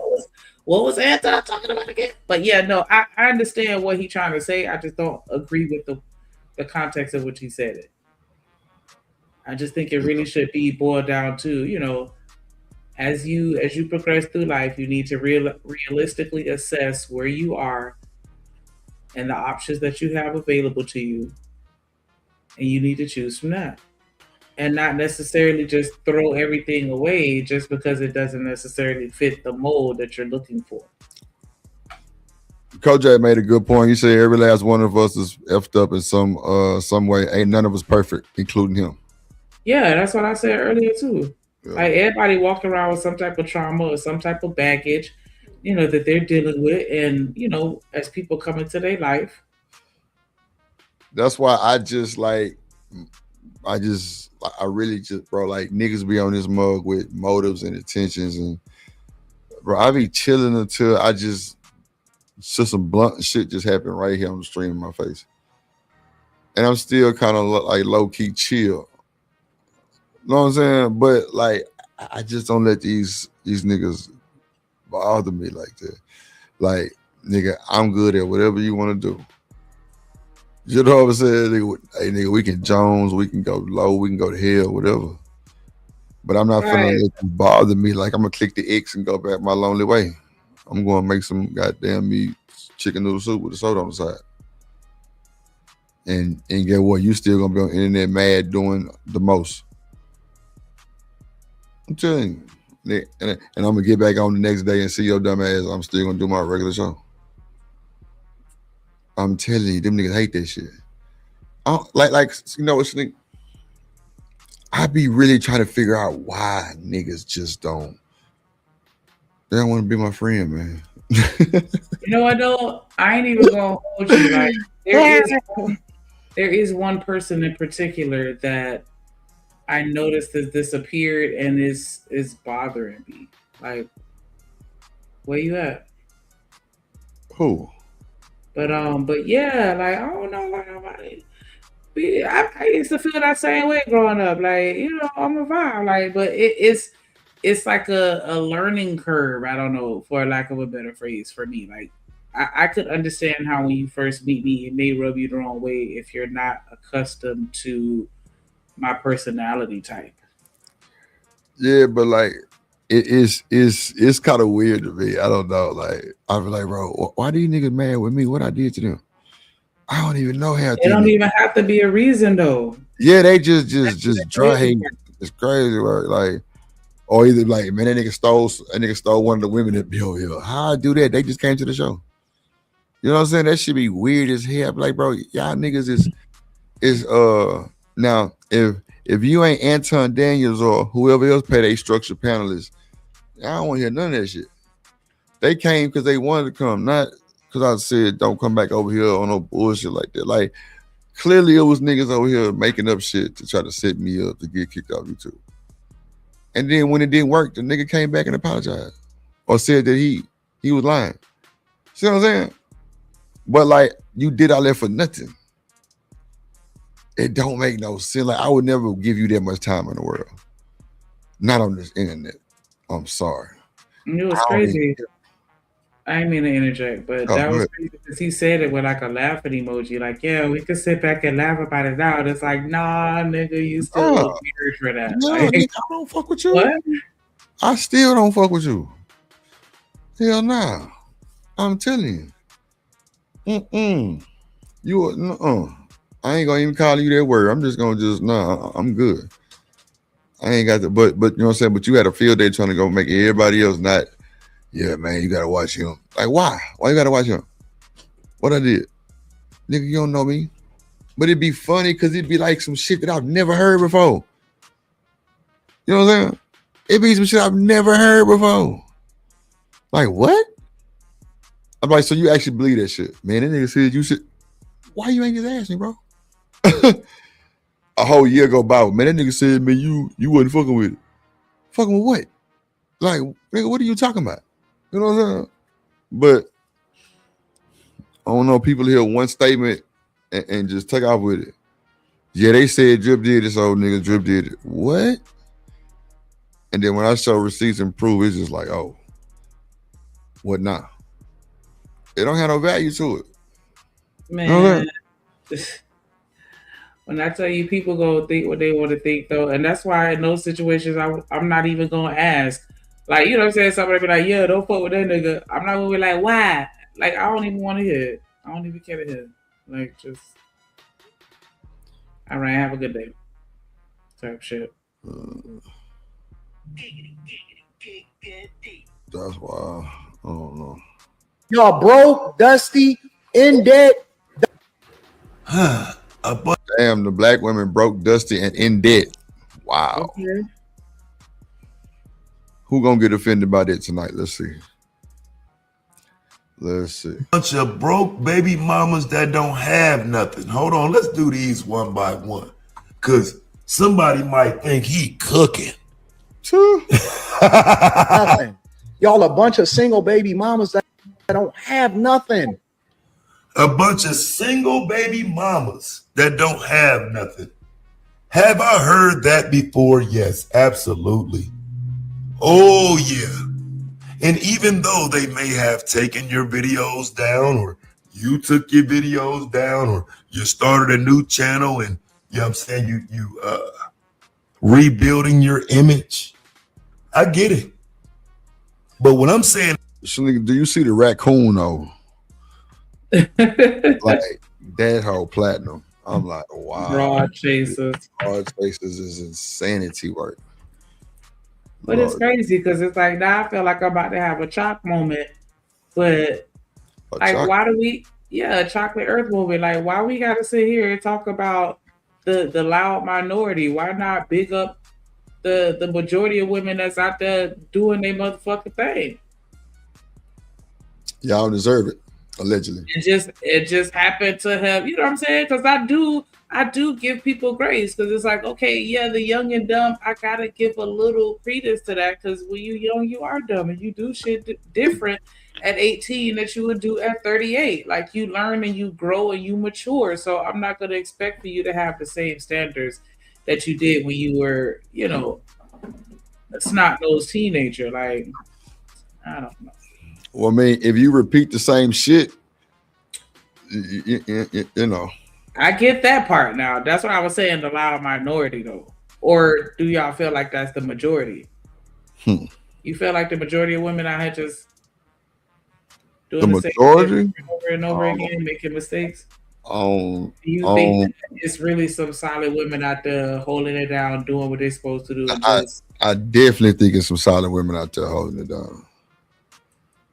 Because I might actually have some that's just sitting in the layer. You know what I'm saying? I'm just still thinking and just, you know, I got my exit papers out still at the same time. So, you know, but that should take time to figure out if you got something that's goddamn cement. You know what I'm saying? But I respect the process to find out. No, yeah, but I'm just saying, like, do you think that the women that ain't shit are the majority? I don't know, Slicker. Like, I don't know the majority of women, but I feel like the majority of women, and I'm sorry to overspeak, but I just want to say real quick, I feel like the majority of women, you know, probably had situations where they were younger. And, you know, a lot of them only have one kid. Or kids by one man. But that's just my opinion. I don't know the stats. Go ahead. You said that you think most women only got kids with one man? No, I'm saying, like, I think the majority of women are like decent women that just made some mistakes. And, you know, and I don't want to call children mistakes, but I'm saying they made some mistakes in life that led to them having children before they were ready. You know what I'm saying? And I don't think that I think that they are growing and being better. Now, do I think it's a lot of the, you know, Kendra G type women out there? Yeah, but I don't think that represents the majority of us. Or am I delusional? That's what I'm saying. Like, the women you see on Kendra G, and no shade to anybody that's ever been on Kendra G if you watch it. Like, I don't mean it like that, but I'm just saying, like, y'all know what I'm saying. The bulk of them, it's a type that you usually find on there. And I'm like, I don't think that represents everybody. I don't represent none of us, if you ask me. Like, man, people gon' Kendra G. They gonna do the Kendra G. They gonna be crazy. They gonna be slow. They gonna do the stupidest stories. I think it's built for that. Just to see black women really degrade other black women. I get that. I'm just saying, do you think that represents the majority of us? Because I don't think. Man, for him to say, for Anton to say that statement like that and blanket us all. No, and I'm saying, I'm a black woman. What he's saying, no. With children. But what you saying, because you keep adding shit, but what he's saying, no. He's just saying it's a bunch of single baby mamas. With I'm saying no. I'm saying no to that. But yeah, that's all I hear him saying. And I'm just like, bro, like, you gotta stop it. No, but wait, but then you asked me, do you think that's a majority of women like doing that shit? I said no. Yeah. Oh, okay, my bad. No, I was just reiterating what I'm just talking about Anton at this point. Like, I had to put it back on him. Like, how could he say that? Like, bruh, don't do that. That's just like me saying, yeah, because all these niggas out here ain't shit. They ain't nothing but dogs, and they ain't got no jobs and no cars. Like, I can't blanket everybody like that, because I don't think that the majority of men are like that. I think that the majority of men are just average, and that's why ain't nobody checking for them. But I think that the majority of men, you know, are pretty decent and like to where they not just the scum. But Shanika, you can be an average great nigga though. What you mean? Yeah. You don't think so? Yeah. What the hell you talking about then? I'm saying I don't think that I said for me to say like all men are dogs or all men are trash, or I was saying that I don't think that would be fair because I don't think that the majority of men are ain't shit niggas or pookies. I just think that pookies are a loud minority. Thank you, Shiesty. It's like why they single baby mama? Like clearly 2 of them had the baby, and where the other person at? We just gonna absolve them just because they dipped? Yeah, it's some situations where women may not necessarily make it easy for a man to want to stick around. Okay, but that's still not the majority of us. Like, I don't know. That shit do suck though. Like, it's what you mean? Like the woman got to get the bad rep because she didn't send the baby back to Jesus. But if she would have sent the baby back to Jesus, then she would have got a bad rep for that too, because they're against that. So it's like, baby back to Jesus. You don't want me to send the baby back to Jesus, but then when I keep the baby, if he chooses not to stay around, it's gonna be like my fault because I should have known that he wasn't gonna stay around. So what Shiesty Bub say, why are they single baby mamas? They made the babies alone. It's like that shit, like I don't think that it's clicking. With a lot of men, they don't understand that. Like, nah, like somebody else decided to say F them kids. Literally. You see, Vixen forever say, are they minority or made the majority? But that is the BS that sells. Anton, I guess it's okay. I'm gonna say funk ass knows what he is doing. I feel like he's rage baiting. Who? Anton, like I'm gonna say some bullshit that I know I'll piss him off. Yeah, like to like a solid nigga. That's what it kind of comes off as. Like it's giving like content. It's not giving nothing that's solid or like something he really standing on.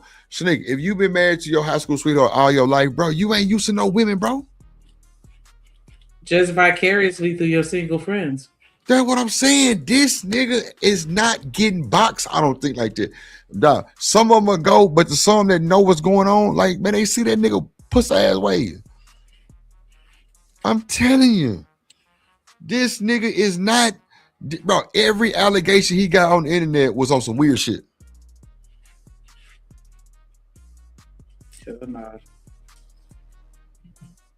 What? You said it was all of the weird shit? Yeah. You don't think so? I don't know all of the allegations, so. What's the chick name?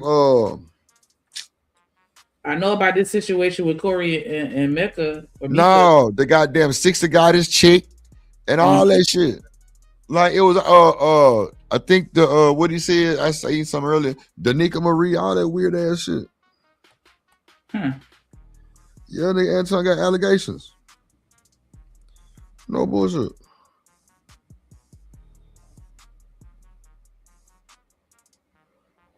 And matter of fact, I watched. I think it was Taz shit. They were saying,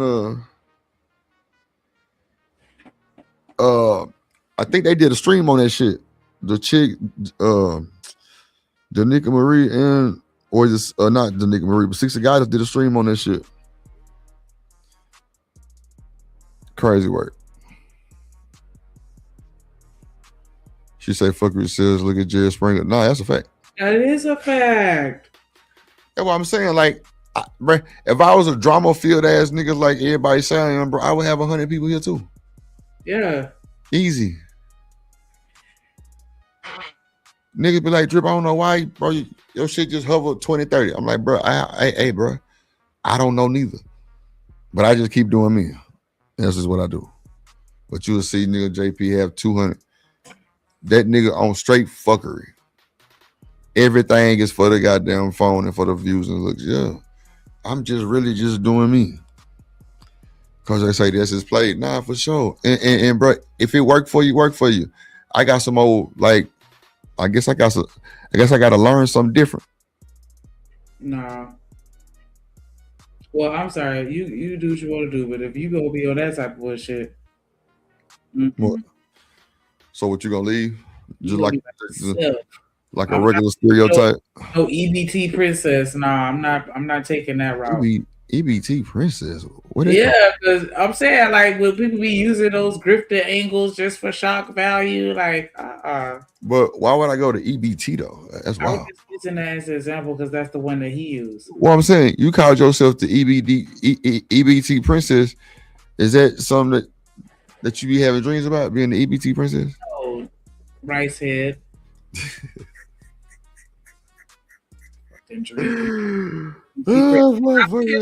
Should give me four stacks a month. I'm good. EBT, yeah, she tweaking BT. That's what I said. Like that shit sound wild. Like where did that come from? Like nigga, ain't nobody say shit about it. On your ass. It's the real, fam. The only reason why I would argue people like Anton even grew because he was saying this type shit. And this is what's not being called out right now. While I hear everything else. Oh, he did this. Anton did that. Anton. But there's just not enough focus on, I hire black women. I'm married to a black woman. But then turn around and shit on black women in ways in which, again, you can't come back and cover that up by saying I hired one or 10. Like, what are we doing? Come on. Y'all broke, dusty, in debt. Broke, dusty, in debt. Ooh, but you married a black woman. So what does it say about your wife, sir? Is she broke, dusty, and in debt too? We need to know, Mr. Daniels. We need to know. Is your wife broke, dusty, and in debt? Since you saying all black women are broke, dusty, and in debt. Because I be hating when people try to single out just their own. Nah, nigga, you can't single out your own. You said all black women, so that means your wife broke, dusty, and in debt, nigga.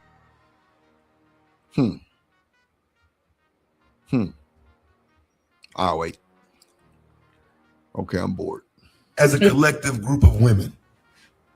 And I'm just not in favor of talking about black women like that because I don't want to. And then you make a Corey Holcomb on your wife too. That's wild work, bro. Hypocrisy at its finest.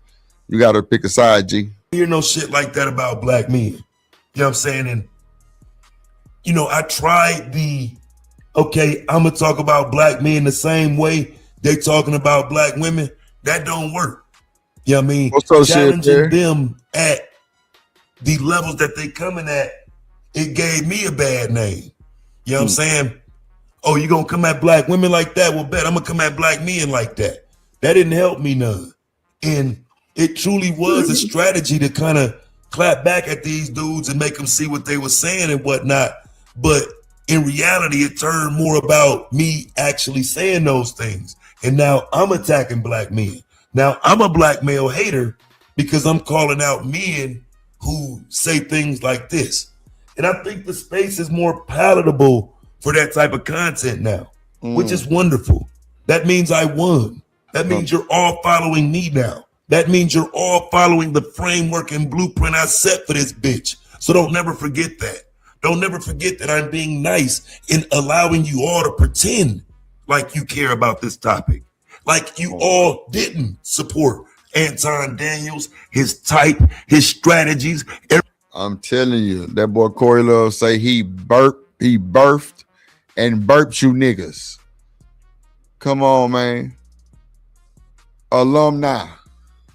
He birthed and burped you niggas. Everybody, you know what? You know what somebody told me?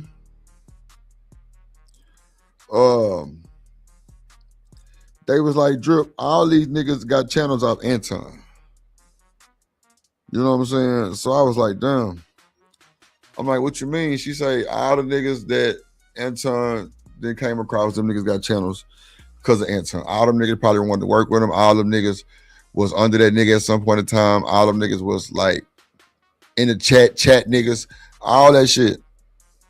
I'm like, damn, for real? Because these niggas be acting like they built their own shit. Real shit. I know I didn't build my own shit the way it is. Shit, Barry said, no, they didn't. It seems like every nigga that worked with Anton got smoked. What you think, Shanika? You think that's a pattern that we seeing, or is it just it is what it is? Like, you know, they couldn't wait to get the one up on the nigga.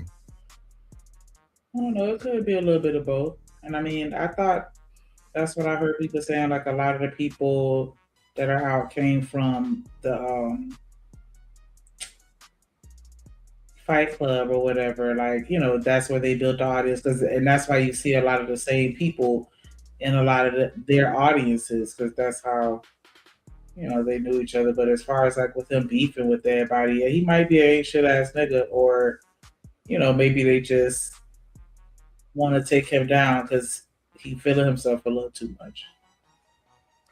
Or they know that nigga more than he know himself sometimes because he done lost himself on the internet. And they got clips of all the shit that he done told. So that's what I be saying. Like, these niggas don't be forgetting. They don't be forgetting shit. At all. That's what I'm saying. Like, I don't know. They'll pull their clips out on your ass. Mm-hmm. But didn't you say this? And clearly this nigga Anton talking big shit about black women, but he a Christian. I'll pull up some clips from a stream that you deleted from your page. Come on. Everything he did, nigga, don't make me go through and start pointing out the motherfucking super chats and shit that he was getting from you niggas. What's up, Walter? The support on the back end he was getting on, and like I say, just the years of the same old talking points. That's actually a good thing at this point that a lot of you have moved on. Most of you don't sound like this anymore. But I wonder what y'all reasoning is for going at him.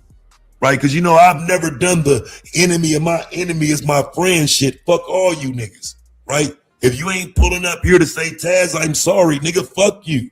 Right? You niggas is frauds. You niggas are still pretenders. You niggas to me are still Anton Daniels, but you don't have to reveal yourselves. And I know it, fam, and y'all know it. Which is why a lot of you are terrified when you see me type in your chat. I suggest you don't be. Don't set me off. Let's continue. Y'all don't even know how to fucking think for yourselves. Oh, wow. And that y'all me tooing and everything that everybody else do. Not y'all the fucking natural bodies. Now y'all all built like ants. Oh. Wow.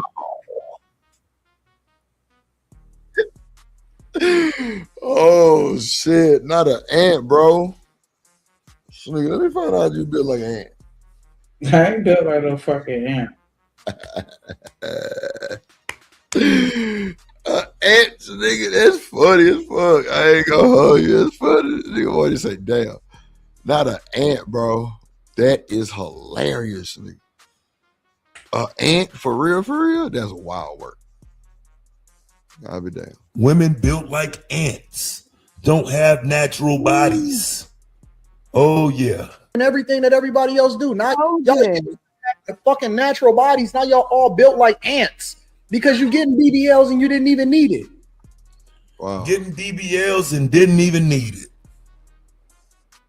I don't know. I'm not necessarily saying they did or didn't need it, but I mean, if a woman feels she needs a BBL or wants a BBL, I do think men are overly invested in the BBL conversation. Like I keep hearing y'all, but I don't know. I'm not impressed, fam. Like some of that stuff is like y'all created this standard of women being fine with a fat ass and all of this. And now you're running from those standards. The same men who was on here escalating the conversation, elevating everything about, let's say, I don't know, Kim Kardashian. Man, my clips are amazing, fam. Don't make me start pulling them out. I'm just saying. Yeah. Niggas ain't had no problems with BBLs when Kim Kardashian was running around with hers. Come on. I got the proof of that. But now all of a sudden everybody's anti-BBL and they hate BBLs and oh my God, BBL, yuck. I never liked BBL. I ain't gonna hold you. Keep playing, fam. These Kim Kardashianers. That's all I can call y'all. Kim Kardashianers. Because you certainly didn't have a problem with BBLs back then, but now suddenly, out of the blue, every time I look up, somebody like, ew, look at that BBL. Ew, she has a BBL. But when it was Kim Kardashian, she didn't change, because the last I remember, black women have a big fucking mouth. Or try, or the BBL. That y'all me tooing and everything that everybody else do. Not y'all the fucking natural bodies. Now y'all all built like ants because you getting BBLs and you didn't even need it. The only thing niggas ever asked y'all to do was get in the fucking gym or make some effort or try. Like he crashing that, Shanika. He telling y'all what y'all need to do. Because guess what? He the new woman in charge. Up and down. Try to come without a fucking head cap on every single night so that a nigga can actually think he can envision possibly liking your ass past a year. Wow. Shanika, do you hear what this old nigga talking about? Sure, bye. He on y'all neck, Shanika. He on y'all neck, Shanika. Wow. He ain't on my neck. He outside my door. On the outside trying to get in, because no. But he at the door. What I'm asking you to do is just go to the gym and nigga.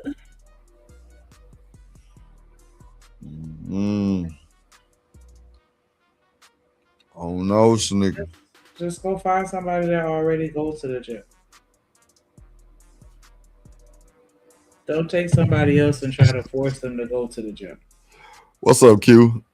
You say Nicki Minaj made BBL popular. She got it. She got it. She's stripper culture. Lord Jesus. What you think? I don't know if I want to put that on her per se, but she definitely influenced. Man, but you know what? The ones that started it then changed that motherfucker about 3 times. They've been doing BBLs for a very long time. I think since like the 60s or like, I want to say in like the 60s they started doing them. The 60s? Yeah, they started doing them a long time ago. It's just now becoming something that is like a trend and affordable because of all these people out here. Because you could be a doctor of any sort and then go back and get an extra certification, and you could be a plastic surgeon and do BBLs and all this other stuff. That's wild. You could be a whole ass dentist. Like, but because that's like a growing trend. You have more plastic surgeons. Now, it was a while since I looked this up, so somebody want to fact check me, they can. But yeah, it was like a trend in plastic surgeons at one point. I remember reading that, like, damn.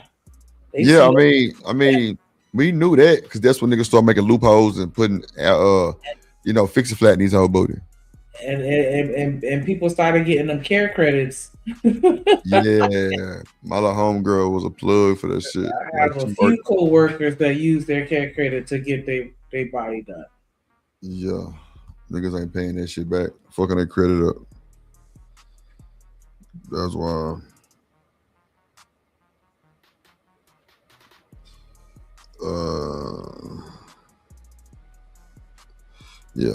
Okay, let me see. Cosmetic surgeons get seen as doing arts and crafts in the medical field. Damn. Yeah, that's what I say. You could just go and get like a little certification and bam, you're a plastic surgeon. Like, wow. You don't even know what you're doing. It's not even something that's medically necessary. What are you doing? You just arts and crafts for sure. That's dead on.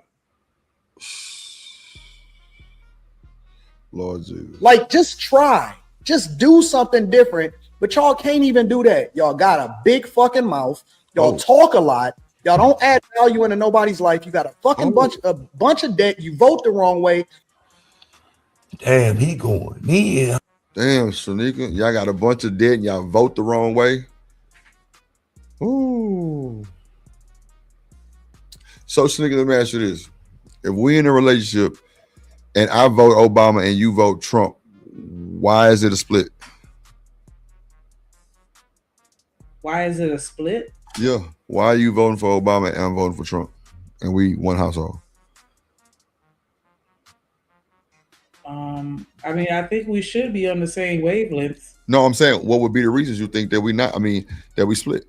It's something about their platform, or that you don't agree with. But we supposed to be one band, one sound, though, right? Right. That's what I'm saying. Like we kind of should be on the same page. Like. So, what would be the reason that you would think that we split on the vote side, and we didn't come to no conclusion? I don't know. Clearly, we have different values and perspectives on, what this country needs. But yeah, I think that's a conversation that should have been had. Like, what do we, you know what I'm saying? Like, I don't know. Like, I think that's one of those, conversations that you got to have early on. Like, what are your political views? What are your religious views? It's like, people that you got the women that go to church 6 days a week, but then you go date somebody that never go to church. Like, why? How did this start in the first place? Like, and then you go to try to make them go to church. Like, nah. So that's what I'm saying. Like, as far as like the political values, I think that that's something that should be discussed early on, because that'll be a problem. Or at least boys and girls sports, perhaps. Boys and girls sports. I can't stand her funk ass. The Bella with the bullshit. Well, I don't know, because the candidates change over the years, so maybe we could be on the same page and then something change, right? Or something happened and we just randomly at odds. Berg say one is a good. I'm guessing he's one to say go getter and one is a victim. This Bella, you ain't shit. Yeah, we need to, if anything, just add a third category. What you mean? Men's sports, women's sports, and other sports. That's all inclusive of everything else. That way, if you don't identify as nothing, or because I think that's a thing, you could be both or be nothing or be the opposite, or whatever the case may be. Like, just have that third, tertiary branch. Well, no, it'll be fourth, because you have men, women, and then you have the disabled. And then you have the,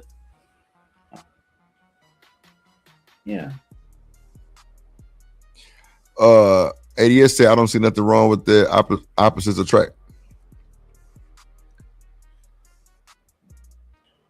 Yeah, I mean, I would hope that wouldn't be a deal breaker. Like, people divorcing their spouses over, who they voted for and stuff like that. That's a bit extreme for me. What say now? Send their asses to the Special Olympics. This nigga ain't worth the fuck, nigga. Listen, I'm not even gonna say what I was about to think. But make sure I hit that like button, man. Make sure I hit the like button, man. We got a good, cooler crowd, a consistent crowd. I appreciate y'all so much for tuning in to us on a Sunday night. Appreciate y'all. Hit the like button, man. Support the show. $ drip on the beat. Everybody send me $2, man. Let's see if we can make that. If not, then I'll just have to just be lonely and sad. It's okay though. That's what y'all want. And so you can be a butterfly in their world, Lord. For real, like, and that's why I still don't understand. Like, I feel like we owe Rachel Dolezal an apology. Who the fuck is that? That white lady that had that was posing as a black lady, and she was benefiting as a result of it, but she identified as black. And they chewed her up for that once they found out that wasn't the case. Because it's like, nah, you getting jobs that was meant for black people and opportunities meant for black women, and you ain't. And she like, but I am black. And they like, but no, you're not. I think we should be able to let her say she black. Okay. Wow. You know what they're gonna say? I had to fight all my life for this. You just gonna give it to her? Motherfucker, yeah. Shit. That might be the problem. Shit, stop fighting. What if I said that, then what? Yeah, look at this one. Yeah. Lord ADS. Issues men usually vote on economic-based opportunities and challenges. What's up, Mimi? In the building, how you doing? What up? It's Mossy. What's happening? What's happening? What's happening? What's happening? What's happening? Appreciate you pulling up. He talking that shit. Do something different, but y'all can't even do that. Y'all got a big fucking mouth. Oh, he black hurt. women have a big fucking mouth. He a little upset. Now, listen, fam, I'm not about to be the one to get on here and pretend like I ain't come on here and say black woman's fear. That bitch got a big mouth. You know what I'm saying? But my issue was always. Sneaker, Shiesty Bomb, crazy ass said, who has more voting power? Who you think? Is more women? Well, I mean, it's the new channel, Mimi. I'm sorry, sweetie. I'm so sorry, man. This is the new channel. We had to, had to reconstruct some things. Oh shit, ADS back there. What's up, ADS? What up at Drip? What up at Sneaker? What's up, boy? What up? Besides the last time I came on your panel that y'all had a bunch of old niggas try to drag me down into the grave and people doubting. Oh my God. I don't know what you're talking about. That's not what it was, but Frizzle Frost say when they say opposites attract, could that be the problem? Maybe date someone with the same interests. Nah, I'm with you, G. No. Women are the nurturers, men are the hunters, man, and gatherers, right? So our views are different from a lot of perspectives. It's just we coincide those views, to create, a relationship and cohabitation, man. I think that got lost somewhere along the way because everybody got a little fruity booty. And then, then everybody went a little extreme, and now we got this going on. I know. Right? I know, Marcy. I know that. He says I play with my feelings, dog. Come on, man. I know you rinsed up. You read it. I already know. I know who it was. I didn't see that before. The Mimi. I was like, yeah, what's up, Mimi? It's just, we had to just come over here and just start doing shows from over here. Somebody was upset. And I'm lying. I don't know if somebody was upset or not. Let me stop saying that. But now, Frizzle Frost, I feel you, bro. I feel you. The same interest, yeah. But bro, like, that's the thing. Like, I don't think people even give it time to even figure that shit out. I swear to God. Nowadays, the dynamics are hilarious in a lot of ways, too, when it comes to voting. Because you got a bunch of men who say they don't vote at all, right? I mean, at all. So the voting things is off the table altogether for a lot of women anyway. The men don't vote at all. It's the women who vote, right? So, okay, so who problem is it? We can't put, bro, see, that's the thing. Y'all want to take women's rights, but if y'all do that, hell, we ain't gonna have no vote. And that's the problem, that men haven't invested enough into their futures when it comes to politics and who we put into certain positions to take that extra length, you know what I'm saying? To figure that out, right? As a collective. I've said for years, man, that Black people, we need our own party. We need not to be Democrat or Progressive. We need not to be, you know what I'm saying, MAGA. We need not be none of that. We need to be our own party, our own collective. We need to vote for our own issues as a collective, right? Versus picking an individual side that may not benefit us one way or another. Well, guess what it is? It ain't gonna benefit us no goddamn way, clearly. We ain't getting benefited right now. We the only, I ain't gonna say we the only one, but we the main one screaming. Because niggas don't do it. Oh, come on, man. Come on. So then, how you gonna say the women shouldn't vote? We wouldn't have nothing to vote on. I never said anything about women voting. I said no. I ain't saying you said the 80s, but you know how this shit go. You know how niggas be like, yeah, women shouldn't vote. You feel me? That's niggas trying to put a ball and chain on the bitch. You know what I'm saying? No. That's cool though, but if the men not voting, what the fuck are like? I mean, if the men not voting, if the women get the voting, took from them, then what are we gonna do? You're gonna have shit right now. I mean, come on, that's what you kind of got going on, Drip. You just right now? Wow. Yeah. Okay. I mean, the women vote collectively for progressive agendas and goals, right? Because of the feminists of the movement that they got going or whatever, and you know what I'm saying, and just collective rights for them, right? In this particular case. So a lot of women are just going to vote progressive regardless of the fact, of if it benefits them or not, long term or even short term in a lot of cases. While the men don't go to the booth at all. Those niggas say, fuck vote. That's what I'm saying, no, ADS, but they the ones saying that the women should have the fucking right to vote too. So if that's the case, if the women shouldn't have a right to vote and they can't vote, if we ain't voting either, what the fuck are we gonna do? And you know what I'm saying? Are you saying that that's what's going on right now? No, it's not. The women voting. I'm saying, I'm just saying, all these niggas saying women shouldn't vote, right? They saying that they goddamn voters should be taken away. If they don't vote, since they were the main ones voting, us niggas is not finna go do nothing.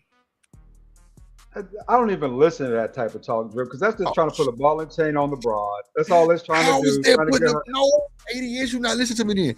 Okay, you know how these niggas say that the women shouldn't vote, right? Okay, cool. So if we take that right away, ADS, and you just said the men not voting, so what are we gonna do?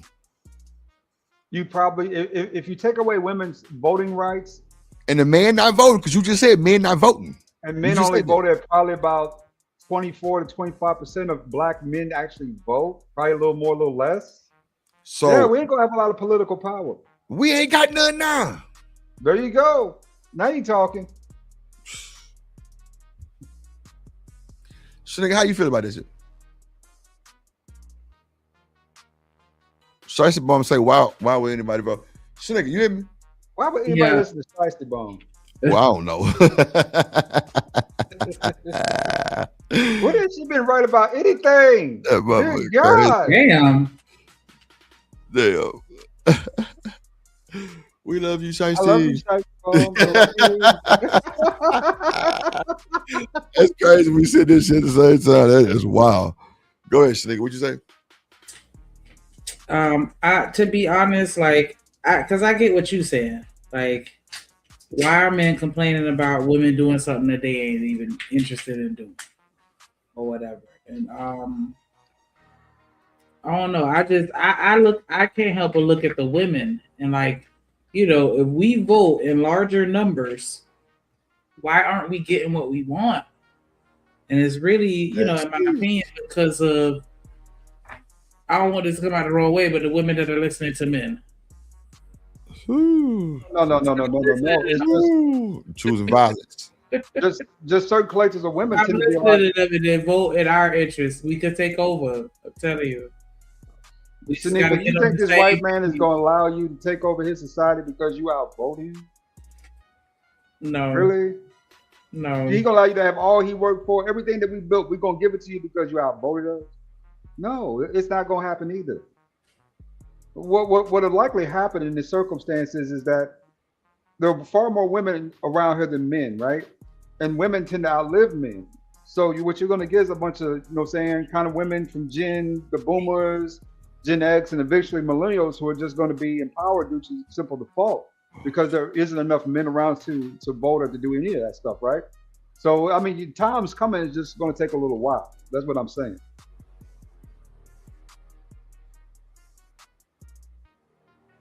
First say our money, our voting power. Okay. We're gonna boycott Target again, girl. I remember they boycotted Target, girl. I went up in that joint and the line wasn't no lines. I was just so happy. Oh. I was in there, everything half price too. Everything half price. I was stocking up, getting all types of everything half price covers. And then, Shanika, this is funny. My bad, I read that wrong. Shanika, this is funny. I was in there 15 minutes and another nigga saw me in the parking lot. You know what happened? 5 minutes later, them niggas up in that stove. They said, "Oh hell no, this nigga here about to be getting all this good free shit," and then us outside trying to boycott.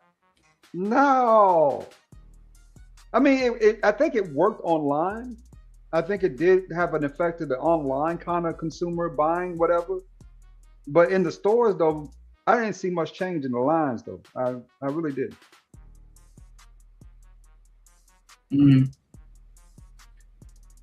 I don't know. I don't really fool. I wasn't fooling with Target, but I wasn't fooling with Target before that. So I mean, like, I would every now and again. Like it just depends on because I'm a sales shopper. But yeah. Once that came out, it was easy for me to be like, nah, I'm good. And I thought I saw videos of them stores. Well, no, you said it was empty. You said it was empty. No line, no wait. Girl, I got there about 3 o'clock on the Saturday afternoon when they was doing that. I was like, because I looked in the parking lot, right? Wasn't no cars. I said, okay, they still open. I said, well, I can go ahead and get one thing, right? And I was gonna leave, girl. I got in everything with half price. I got covers, sheets, meats. Ended up stocking up. And the minute another nigga saw me up in there, his eyes got big as quarters. Oh, so you just open up the gate for him to feel comfortable to go in there. That's what you're saying? Yeah, I about 10, 15 minutes later, man, the line long for black people. They just need to see one person do it, I guess, you know? And then you the one saying we need our own party? Yeah, you said, I mean, you can follow me. You might be putting me and look at how you do it. You we need our own party. So the light skinned coalition as niggas like yourself can still fraternize with the enemy. Girl, put it this way. My enemy is the person who opposed me. If you for me, I'm for you. And plus, y'all been following me the whole time anyway. You might as well go ahead and put me in charge. Shit. I don't know what the problem is. Hell no. See? If y'all put me in charge, see, you know what would happen? Things would be better. Better? I guarantee we have more marriages. I guarantee you that we make more money. You guarantee it. You, that we have legacies for our children's children. We just don't have no leadership.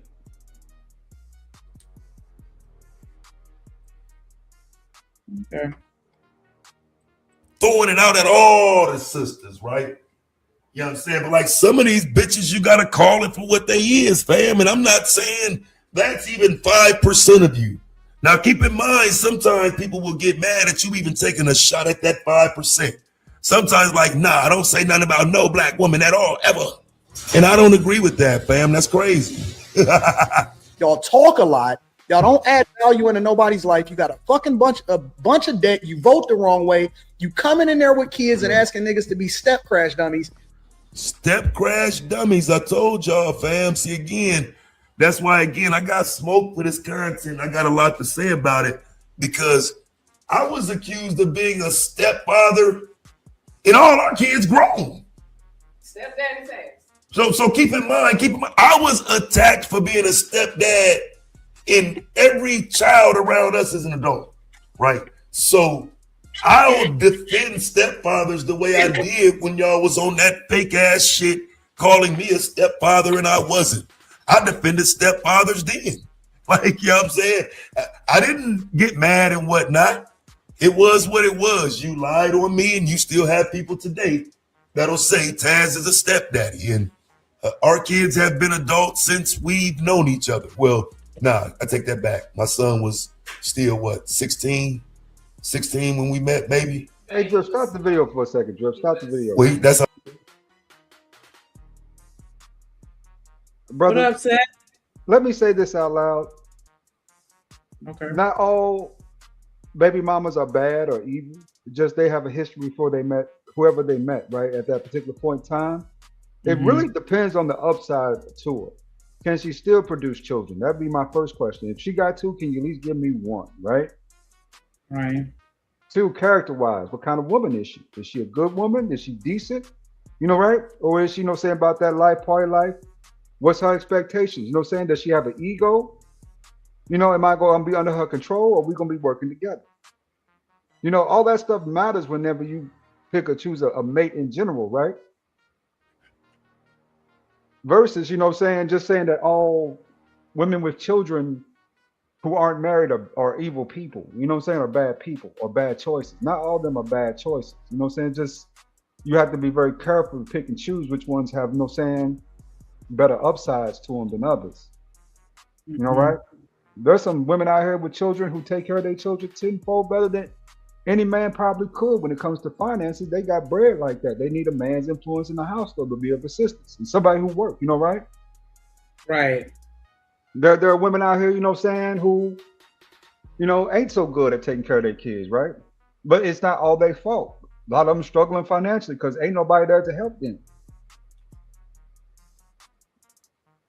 You know, it's a lot of different scenarios out here. It isn't just one that she had children or had a child early on and now she's just ruined. You know, right? She ain't no good nobody.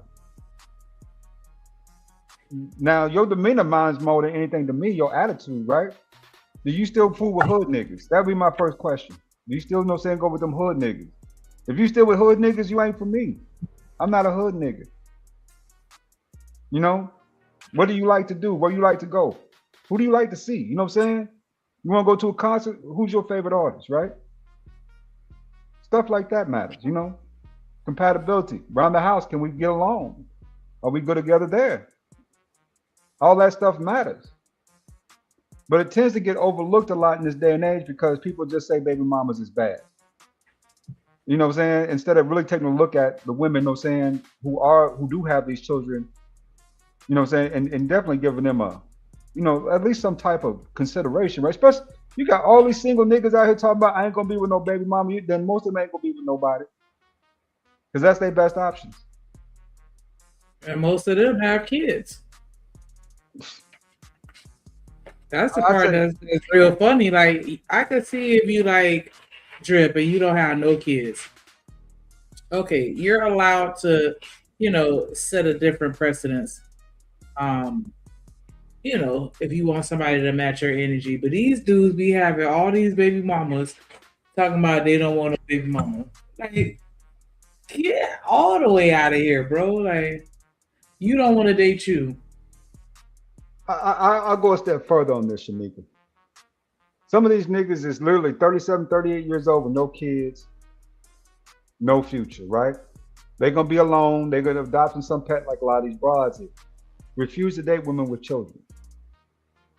Maybe you canceling out your best option. You know, right? Because those are the women who checking for you. Those are women who listening to you. Those are women who want to go out with you on a date and do stuff with you. Versus the women they keep trying to go for ain't studying them in the least bit. Then women see those dudes and walk right by them. Nigga, she can get herself an NBA basketball player. She can get a basketball player nigga. You know what I'm saying? She can get her a star, you know? She don't need some little, you know what I'm saying, 5'7", 5'8" ass nigga up in there. You know what I'm saying? Who had to be manager at Walmart. It's baby mamas pulling NBA players every day. Stop lying. Stop the cap. Oh. They get run through every day. They get run through by NBA players, but ain't much of them keeping nothing. Oh. I mean, that's the real truth. I mean, I'm in Atlanta, baby. I see it every day. These chicks around here, yeah, they pretty, they fine, but they just get run through by these niggas. They might get a necklace, a chain, or, you know what I'm saying, a couple dollars here and there. Yeah, but that's what it be for, though, ADS. That's what it be for anyway. For a little strange for the piece of change. Yeah, exactly. It's just high-end escorting, per se. I don't even think it's high-end, but okay. Versus a real relationship, right? Where you have consistency and security and stability in that house for those children, if not for yourself, right? I don't know. You think when they start saying put the kids before the husband? Because I think I heard somebody say, now they saying put the kids before the husband. You know how they say God, the man, the wife, the kids. Now they saying put the kid before the husband, some crazy shit. Do you think people really listening to that and really letting them affect they, you know, they real time? Yeah. Depends on the circumstance and situation. If you're not married, yeah, those kids come before the boyfriend do. They should, because y'all not one flesh, right? Y'all not, ain't no vows being said. But if y'all married, that's a very complex situation, because if she had kids before she met you, especially if these kids are teenagers, that's gonna be hard to do, because at the end of the day, you know what I'm saying, those kids are used to being in that position, in that role. And she's used to, you know what I'm saying, treating them that way, right? Right. No, I disagree. I think that a woman that possesses those types of morals and values are not going to raise her children in a way where they feel like they're the man of the house. Hold on, say it again. That shit sounded crazy. Say it again. I said that I think that the type of women that have those values where they're like, I put my husband before the children. Those type of women, I don't think that they're raising their children like the single mothers. I don't think that they're raising their boys to feel like they're the man of the house, or that they're filling that role of the husband. Like, I think that they're still keeping their children in the child's place, although there's that void of that man in the household, and not like you the man of the house type shit, to where now it's an adjustment because there is a man in the household. I think that after so long that it gets to the point where it's situated that way. You know, right? Because at the end of the day, that boy's probably had to step into more of a man's role, you know what I'm saying, over his time being with his mama, right? Especially if that boy's 13, 14 years old, 15 years old, then he's had to step into that man's role probably quite a few times to even console his mother after bad dates or bad relationships. The kids are the only ones there for the woman once that's all said, besides a girl. And you know what I'm saying, the kids take on the brunt of that stuff, you know, right? Because they get to see it every day, what happens, the aftermath of that relationship. And then, you know what I'm saying, we talk about stuff that needs to be done around the house, like the man stuff, taking out the trash, mowing the grass, stuff like that. You know, you know, there's a reason why the term son husband exists. Somebody in the back. There are a lot of son husbands, you know? So bringing another man into that role, because I've been in that role before, when you come into a relationship with a woman and you find yourself competing with the kids, because the kids see you as a threat to, you know what I'm saying, whatever life they used to live in, right? Lifestyle that they had. It's a lot of work trying to situate that for yourself, and then trying to convince them that, hey, you know what I'm saying, I'm the new dad around here. I'm going to make the decisions with your mom, and this is how things are going to be. It's very complex in those situations, especially if you got outside influences, like, let's say, you know what I'm saying, the baby daddy, right? His family. You might not never hear from that nigga, but his mama, you likely gonna hear from her at least 1 or 2 times. You know what I'm saying? At least 1 or 2 times during that relationship. So it's a lot of factors that go into that.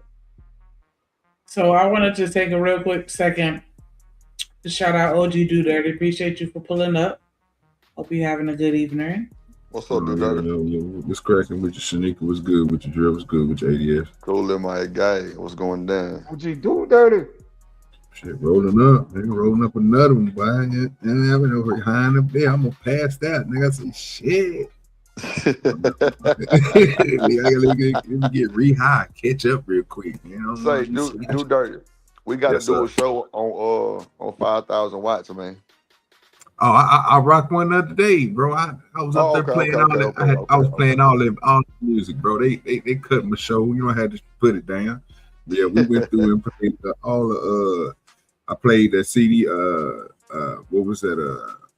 It's dark. No, not just dark and hell is high, but it was something like dealing with oh man, what is the name of that damn CD? I know what you're talking about though. The Swisher House CD.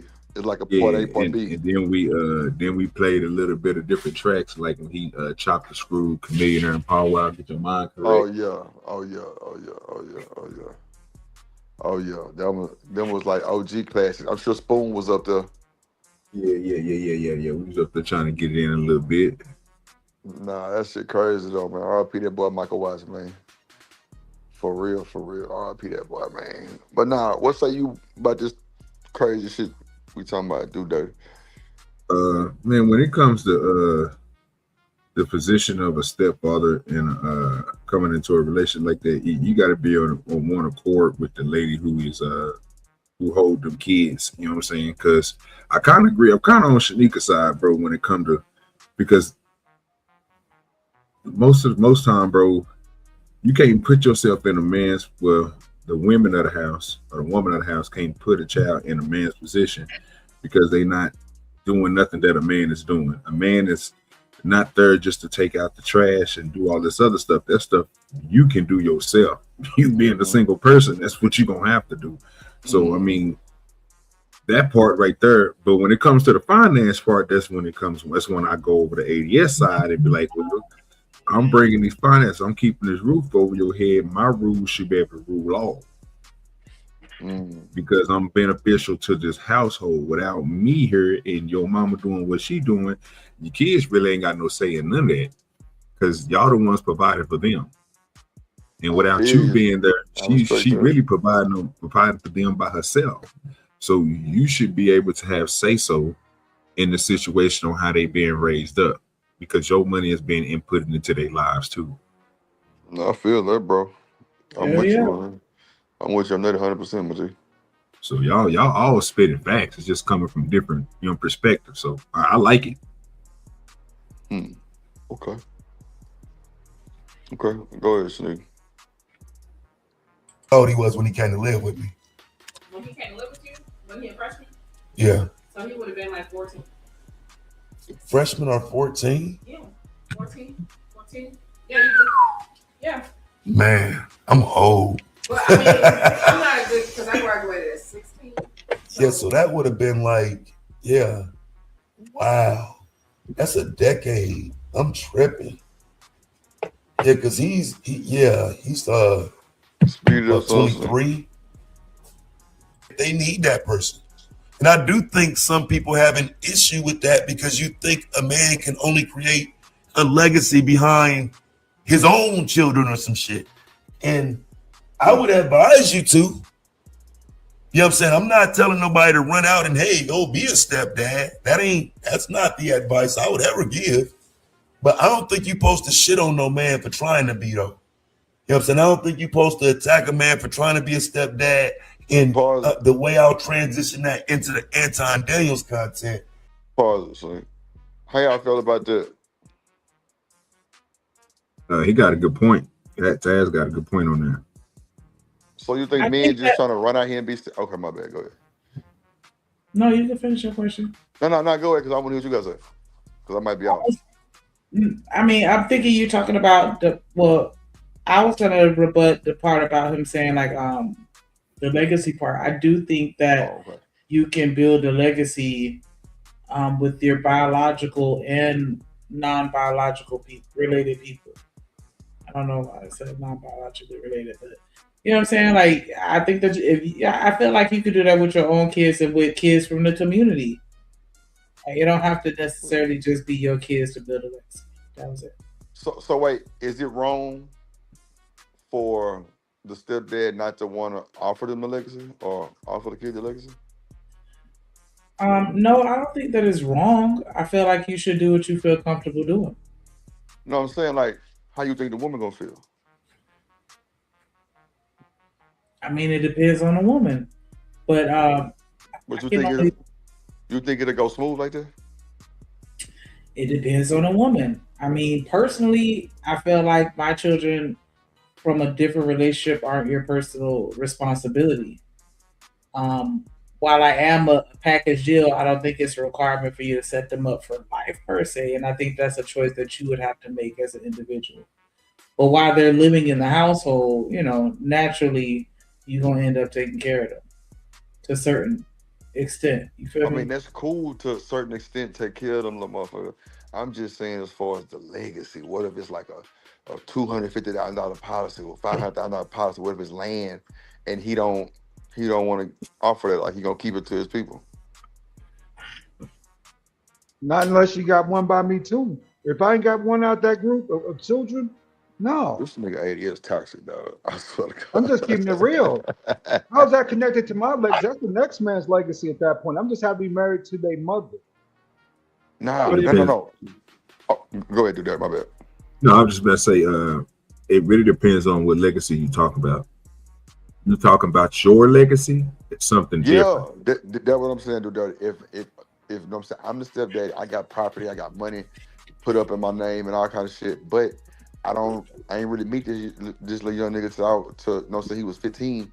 I don't think I want to give it to him. He don't deserve it. Oh, I get you on that, but what if he did? What if he do deserve it? What if he? I'm gonna tighten him up. I'm gonna make sure he good. Then do that. So what I'm saying is, Drip. So think about that question, or think about the answer you just got to give it. Right? You got somebody who's 14, 15, right, and you came into their life, but they acquiesce to everything that you say to the point to where you build them up into their 20s and their 30s before you get ready to go, or you know what I'm saying, your early 20s, and you be like, you know what I'm saying, they listen to everything that you say, they heed to everything that you say. You made them into the person they were, because they probably was a mess up before you came into their life. So now you got a point to where they own straight, they got a job, they doing everything, they follow everything that you say, and then you at the point where you about to get ready to pass, but then you don't want to give it to the people in your family, because your people in your family ain't acquiescing to nothing that you're saying. They ain't moving the way that you move. They don't have the same type of mindset you do. But this young dude that you just installed everything into, that you didn't grew up and made into a man, is doing everything, and he respects you and love you, and he's going to continue to do what you was going to do with the land. I would think that you would pass that down to him. That's what real fathers would do. Hell You yeah. know what I'm saying? But when it comes to other people not doing that, I would think that those people would be the ungrateful people that ain't listening to the man, talking crazy to him, turning his stuff up, you know what I'm saying, using them. Then no, I would be like, well, he probably wouldn't want to leave you nothing because you ungrateful. You know what I'm saying?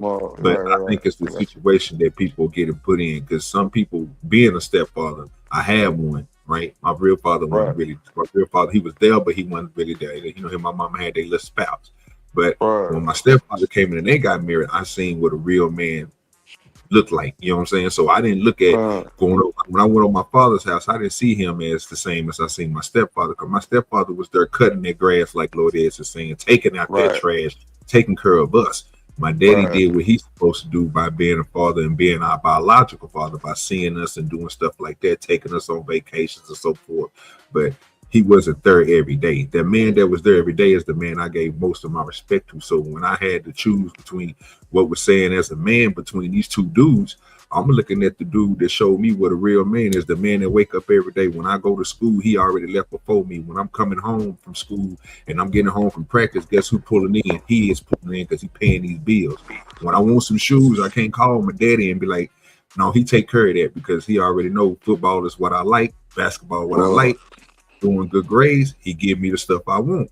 That's the agreement that he made. You do the things that you, like I tell you to do, you get this. You don't do it, you don't get this. Now, my daddy, on the other hand, you know, hood dude, street dude, you know what I'm saying? All about, he gonna do what he want to do. He gonna do him. That ain't being a man towards your kids, bro, when you just doing you. But my dad, who I call my dad, you know what I'm saying, stepfather, yeah, bro, that's the dude that was there doing everything he was supposed to do as a man. So I have to give respect to that person that was there as a man. I still can give respect to the other dude, but he wasn't doing what my stepdad was doing. He was letting me do whatever I wanted to do. My stepfather wasn't going, no, he wasn't playing that. Right. No, I just seen that too. How you think about, what you think about the ADS? I mean, everybody's got their own perspective on it, right? And how they see that. I've been the stepdaddy before, you know what I'm saying, in situations. And just keeping it real, I thought that, you know what I'm saying, me progressing you to that point was actually me doing right by you. You know what I'm saying? Right. Because remember, you progressed to that point under my leadership. I got you there.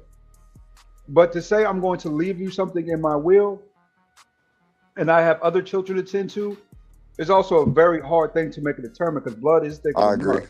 I agree with you, ADS. I agree with you on that. Yeah. But if you grant me a child, then it's all connected, because we married and we have a child at the bottom. So now your kids become my kids versus these are just your kids. It makes a huge difference in the way the man views it, mindset, right? Because when you talk about legacy, you talk about bloodlines. And if we ain't got no bloodline connection, no matter how much I may love you, I was no more than a mentor to you.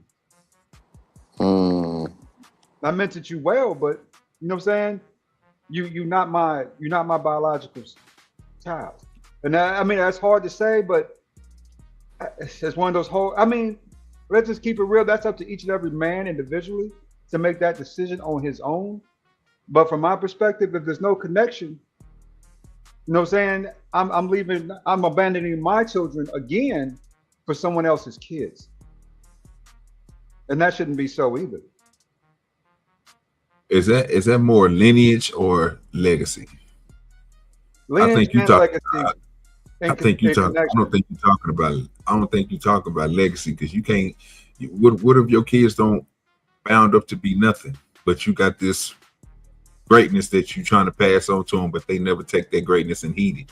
So would that make you less of? Would that make your legacy less of?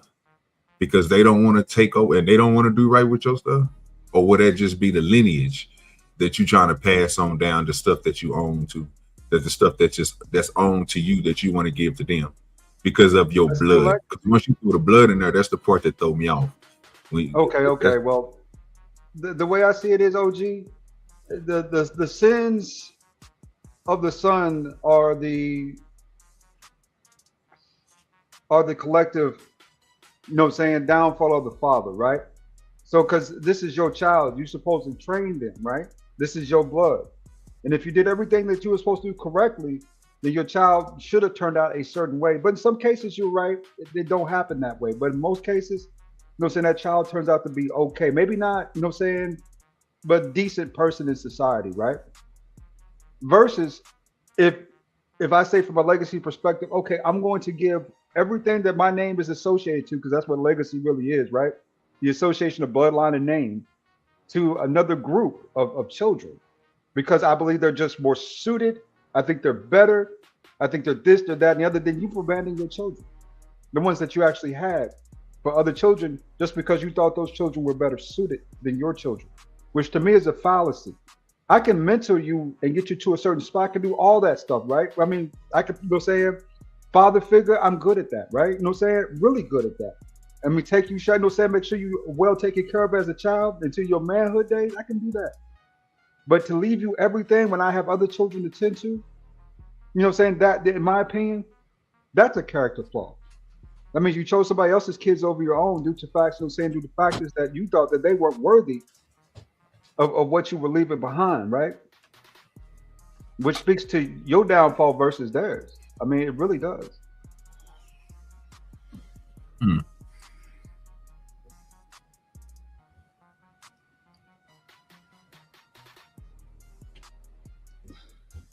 Okay. But I do again think that, a woman with her head in the right place is not gonna feel no kind of way, because I feel like that's your money. Whatever you had before I got here, that's yours, and you have the right to do what you want to do with that. I can't just take over that. But like once you get married, I think that definitely does change things. And then whether or not you have kids with them, I can understand how that changes it as well. So I understand everybody's perspective. So, Shanika, should you be understanding? I think so, especially if the kids came in later in life and I can see that y'all didn't really get that connection like that. Like, you know what I'm saying? Like, why would I be surprised? Well, you're not going to do the most. If you give that man a child, then you have a connection, because then that bloodline is connected at that point. Yeah, that's what I was saying. Like things like that changes it. Because what if you get married to her and y'all don't have no kids together? Are you gonna leave her kids something? I'll leave her something, and she can still whip her kids. Right. I feel you on that's that. understandable. Yeah, I'll leave her something. Yeah, I wouldn't leave them. I wouldn't leave them kids now. If I don't know them kids, hell no. You gotta know they grew up under you. So if you, this is the part that throw me off, bro. Because if you ain't got no kids, right, and you get with a woman who has kids, and you raise those kids, yeah, but you ain't said it at first. No. Well, I'm only going because when I just got through saying the other situation, it was every time that the dude did something for the kids, he had to maintain what the woman already got and what the woman already did. I'm just thinking to the point where, because when we was talking, I was asking Lord yes about the legacy, and if I asked him about the people who come behind him, you know what I'm saying? He kept on saying, you take it away from your own kids. So I'm trying to see, will you still have the same mind frame from a dude who don't even have kids? Because if you have kids, I can understand where he coming from. You saying, well, my kids probably won't work with us, but I'm gonna leave something to these step kids. But my real biological kids, I'm not gonna leave nothing to. I could probably see a problem with that. You know what I'm saying? Because that's your fault as a father not doing what you need to do, like Lord Eddie was saying. It makes sense. But what if you ain't got no kids? I don't know. These might be your. What's up, Sid? Yo, what's going on, Drip? Cooler, my guy. What's good with you? Good to hear from you. Man, you too, dog. Hey, man, I see my man still on the up and up, though. Come on, man. I'm steady pushing. I'm gonna keep pushing, man. I appreciate you pulling up on me. What's good with you? Man, it's all good, bro. I was seeing this little Anton tag, and I was like, shoot, man. I do want to know what side my man Drip on. Man, you know, I don't really care for none of them niggas. I like that. I think Corey. I really think they both went overboard. Anton went on his tour, and then Corey clapped back.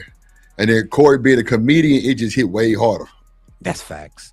And I mean, here's the thing. I think Corey just went overboard, in my opinion. Like, I think he looked really bad in a little sit down because, you know, Anton stood up and bro stayed seated. And after that, bro had to rely on the jokes after that. He started going after the girl that was with him. He started going after bro's wife. I was like, yeah, you know you lost the physical confrontation when you got to start going off on people's wives. Ain't no way we seen the same video, Sid. Yeah. Man. Bro, Corey Holcomb stood up and got an Anton face. No. He stood up and sat down next to Anton. Anton stood up and said, let's go outside. Away, gentlemen, I wish this would just go away. I am tired of this shit now. I'm being toxic. My bad. I'm with Drip on this one, man. We seen this with our own eyes. Like that dude, the Anton stayed sitting down. It was crazy. But then the same thing happened and vice versa, though. When Anton stood up and walked away and came back, guess who was still sitting down? You see what I'm saying? So it wasn't a good look at all. I don't know. Okay, so look, Corey, bro, he had his chance. And he got up and he sat down again. And Anton was still standing up. I was like, bro, he told you let's step outside. You was talking crazy. You was in his face. Let's go outside. Sit. Are you a bag chaser? Man. Oh no, I like Anton. I'm not really in his whole little group. Well, no, the reason why I say that because I see the people that are bag chasers, they rooting for Anton, right? And the ones that's not bag chasers, they on his neck. But just the thing though, when you got two security guards, big ass security guards, and you got a nigga that's standing up on you, and you get up and say, "Let's catch a fade." Bro, we all know what that catches. Bro, that's almost like when you finna fight a nigga for real, and the police come. And now you hard as hell. That's their security, bro. They hired security. They can just step back and we can go ahead and shoot the ones. That's not their job description, though, to step back and just let them shoot the ones. It is. Their job description is, hey, yo, this guy, who's paying them? They got to protect him, though. What if he get his ass stuck and so he walked himself into that situation? Security guards security's meant to protect you from people that you perceive as threats. If he's saying, hey, yo, I'll take your ass outside, he did not perceive Corey Holcomb as a threat that he needed security for. They probably didn't see Anton as a fucking threat. I'm just saying. And he should have took him outside. Nah, I just don't think Corey, okay, so I think Corey did kind of get a little bit out of control when he stood up and did all the goddamn seat switching shit. But I think Corey had to realize, bro, it's a lot can be lost right now. Over this silly ass nigga. Just chill. And then the fact that Anton pretty much said he went to, you know what I'm saying, to like start the beef and antagonize the nigga, bro. Come on, bro. I don't think he antagonized them. I remember watching it. It was about, what's again? Oh, Anton not judging like white people enough? No, the SMD. The suck my, you know what I'm talking about? The suck my D part. That's what actually set him off. Good. No, hold on now, because think about it like this: Corey Holcomb couldn't take what he was dishing out. He was pretty much calling Anton an ass kisser, which is basically a dick sucker. And Anton said, "All right, well, you dick sucking the black liberals, you dick sucking the black community. So who are you to judge me?" Wait, say it. When that nigga got an Anton face, and that nigga like say it again. And the bitch ass nigga ain't say shit. Nigga he ain't no bitch ass. He stood up and said, bro, fuck saying it again. Let's go outside. No, bro, think about females talk. Men act. Man, all he was doing was that female stuff. Say it again. Say it again. Say it again. I'm like, nah, bro, let's take it outside. Let's take it outside. Let's go. I ain't saying it again. I'm standing up on you, making you look like a woman because you sitting down. Let's go outside. Said, I don't want to argue with you anymore. I'm not upset because you are a bags chaser, and I don't want no smoke because you not gonna let me live. No, I'm just looking at this impartially. I'm not picking sides. I just see things as they are. I'm like, to be honest with you. So you think Anton stood on business? That's what you're telling me? Yeah, he stood on business. Once that man stood up and said, "Stop the talking and let's get to action," and Corey stayed seated and kept talking like a female, Have you I was ever like, told "Okay, Anton then, yo, if hand you- in your man card, like, bro, it's over for you." See, and then the video of him hitting a woman. I'm sorry, but now it makes sense why he didn't Oh, want Anton. Oh yeah, I know. I had to bring it up. I know. This nigga said choose violence today, man. What's up, Sid? You all right? Man, they're fooling, bro. No, this bullshit. He is not letting it go. He fucked that drip. I ain't gonna lie to you. Now, look, you had me going, and then when you said that nigga stood on business, I had to say, no, man. He ain't standing on business. That nigga he didn't sock that nigga, bro. Yeah, on camera. but wait, no. Think about it like this though. I think he did something pretty cool. He said, "Let's go outside off camera, and we could do this." Ain't never like that. I think that's the best way to take it. You're right. We don't want to mess up the money. I don't want to mess up your image. You don't want to mess up mine. Let's go outside and let's just handle it. What money? What money he gonna mess up? I keep on fighting on camera like that. Like, bro, he can mess up his table, break some mics. I mean, shoot, you want to pay for that equipment? Nigga, That fuck shit's all expensive. that. YouTube. Both of them supposed to be. Both of them. Okay, wait. First of all, Both of them got money, of course. Yeah, they supposed to be, bro. That's understandable saying something into a broke nigga like me. I can't afford everybody's microphone, but this nigga can afford everybody's microphone that's on this panel. So called, he can buy us a whole everything that we got. So hold on. You want him to flip the table and just wall out in the studio and start breaking stuff? Look, that's what females do. That's what do. See, this is that internet type stuff, bro. If this was in real life, bro.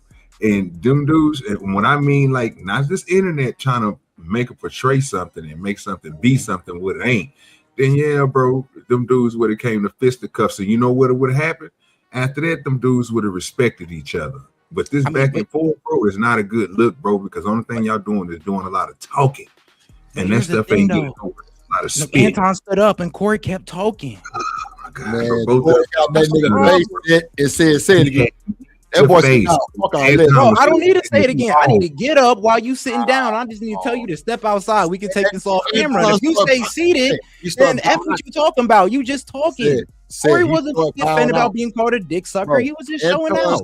Bowing out. The nigga said the only way I'm not gonna do it because I respect your platform. Gay ass nigga, like what you mean? What? So hold on. The man got up and said, "Let's step outside." Corey stayed seated down, and he said that because what? I'm not gonna sit there and just throw around your equipment. Say it again. Anton said, "I'm not gonna say it because we on your platform." Come on, nigga, you's a bitch. I ain't no. But you called him an ass kiss. Hold on now. As soon as thing is like this though, he kept it going. He could have squashed it and kept it, but he kept it going. He thought he was gonna beat Anton, and Anton stood up and Corey stayed seated. I'm not sure in what world where a man gets up and another man stays seated, or champion the guy that's staying seated. You missing the part of the video, Gigi. When that nigga said you say it again, the nigga Anton bowed out, bro. Are you why are we talking about words? Are we not men? We're about action. We're about action. Well, when we start caring about, say it again, that man stood up and showed action. That's what I respect. There wasn't no fucking all that talking is cute, no, but that's for the bitches. That was an Oscar award-winning role that nigga played. That nigga said, "I'm not gonna say it because it's your platform." Before he said, "Get up and catch fade." So sit your motherfucking ass down. You ain't finna do nothing, nigga. You ain't never caught a fade with nobody, nigga. Did your nephew whoop you, nigga? I don't know about all that on Anton's note, but to be quite honest with you, he stood up, he was ready to fight, and Corey Holcomb was the one who was like, "Nah, man, nah, bro, I got too much money for all that." Oh, man, come on, Sid. Okay, Sid. You choosing violence today. Okay. What? That shit crazy. What can I say? I looked at the video and I was just like, bro, I thought Corey should have stood up and took it outside. He had a chance. Nigga, what you think about what Sid's saying right now? How you taking this? I mean, Bag chaser. I understand both sides, but I feel like Anton looked bad in the situation because if you're gonna start off being disrespectful, you need to go ahead and see it through. So if you stand up in my face and say it again, puss ass hoe. Say Yeah. it again, puss ass hoe. But if that person stood up and said, "Let's go outside," then what? You just gonna keep talking? Oh my God, Like he stood up on you. It's never. It didn't happen like that. It did. He stood up and said, "Let's go outside," and bro just kept talking. Go ahead. I mean, let's just keep it real though. This beef is getting kind of stale too, though, man. This beef is getting stale. I mean, we talking about beef now for the last 2 weeks. Like, geez, man, go ahead. Can we get some other meat? You know what I'm saying? Can we get some new beef? Can we get something fresh? Right? This is like old news now. These niggas didn't had it out. What was said, nothing was done. So let's all just get up and move on, right? To the next but that's your pussy though, right? I mean, what? That's your pussy. Neither one of them niggas, man. I'm calling it what it is, man. Oh, I'm not gonna get up and tell a nigga to say it in my face like that and not have violence on my mind. I don't know. I've always been the type of guy that's just been like, "Oh, F all the talking. You can keep talking, but we fighting." No, I'm agreeing with you. That's what I said. That's why I said the last thing I was worried about was what that nigga was talking about. Like, I would have like, bro, that nigga Corey Holcomb was in that nigga face, bro. Like, bro, I would have smacked the man. Look, hey. I feel you on that.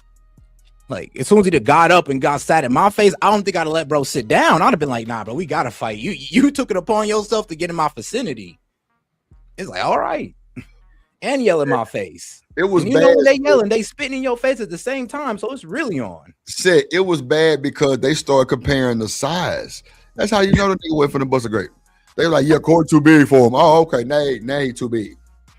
I didn't know they had rules for fighting.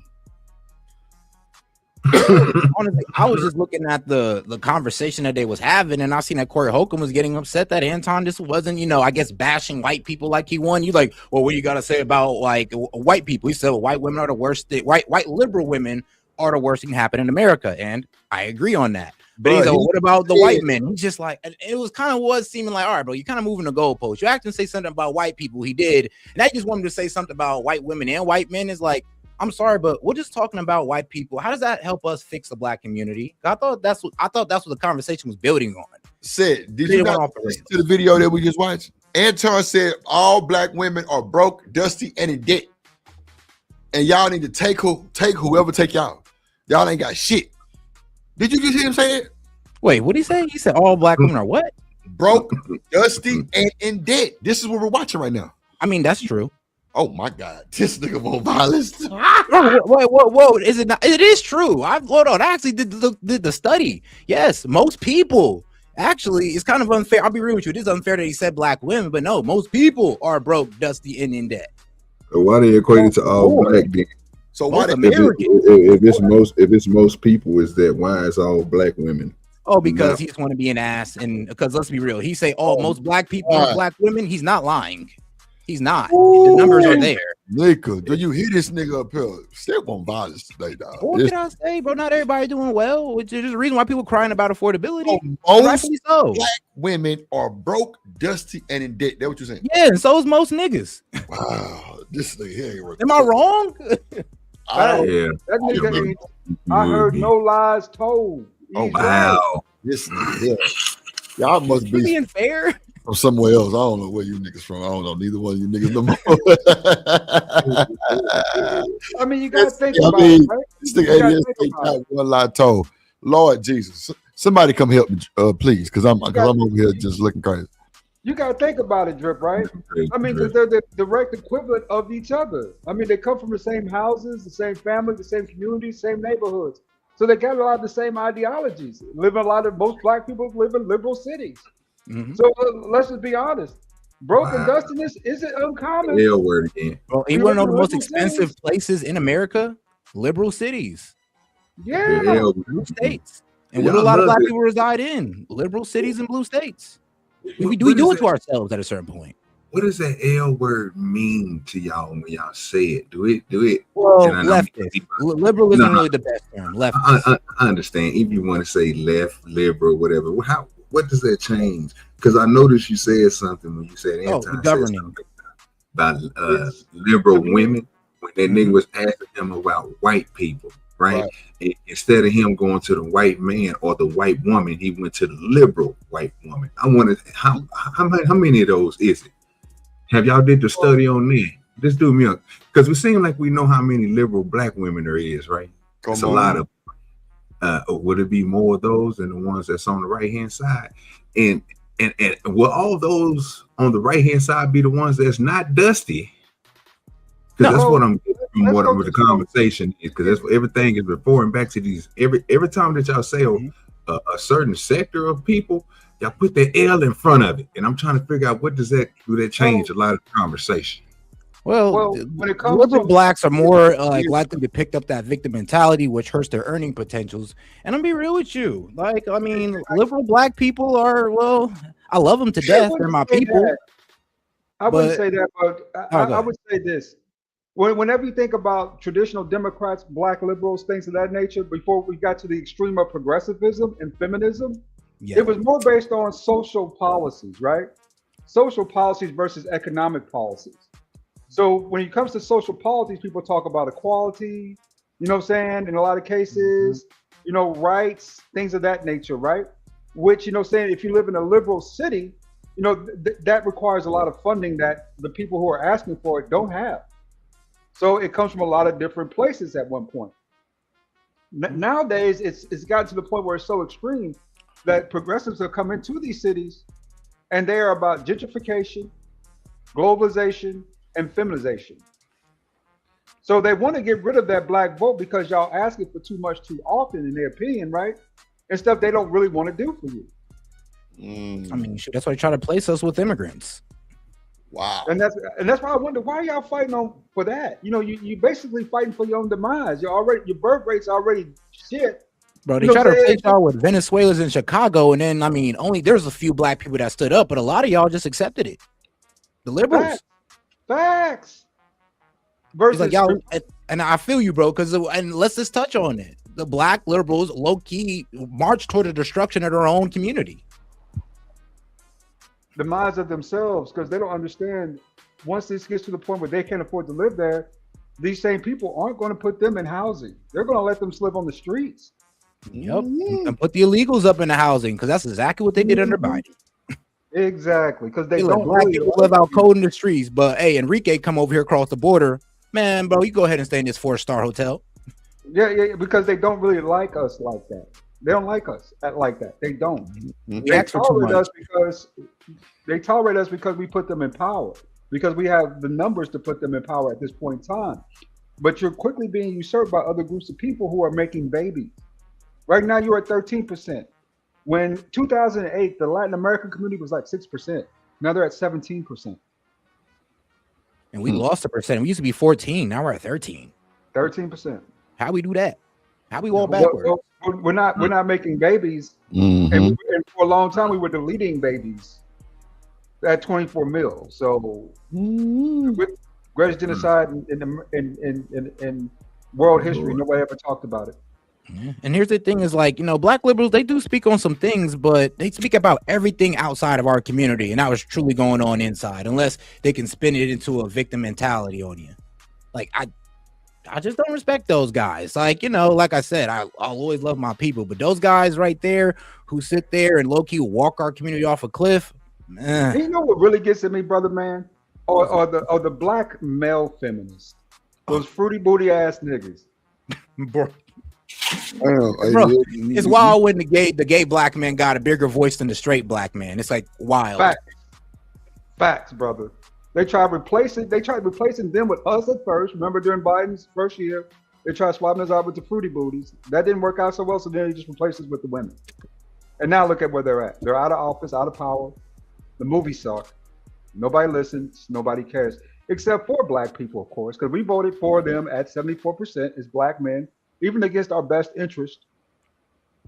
Well, other groups of men, the highest they got was 48% among the Latin men, and they're the ones getting deported. Hold on real quick. That is Georgia.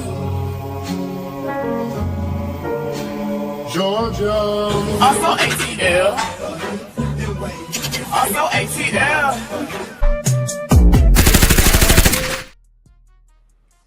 Hey, Drip. Hey, don't worry. The truth is here. All Y'all had enough line for the last hour. I'm here.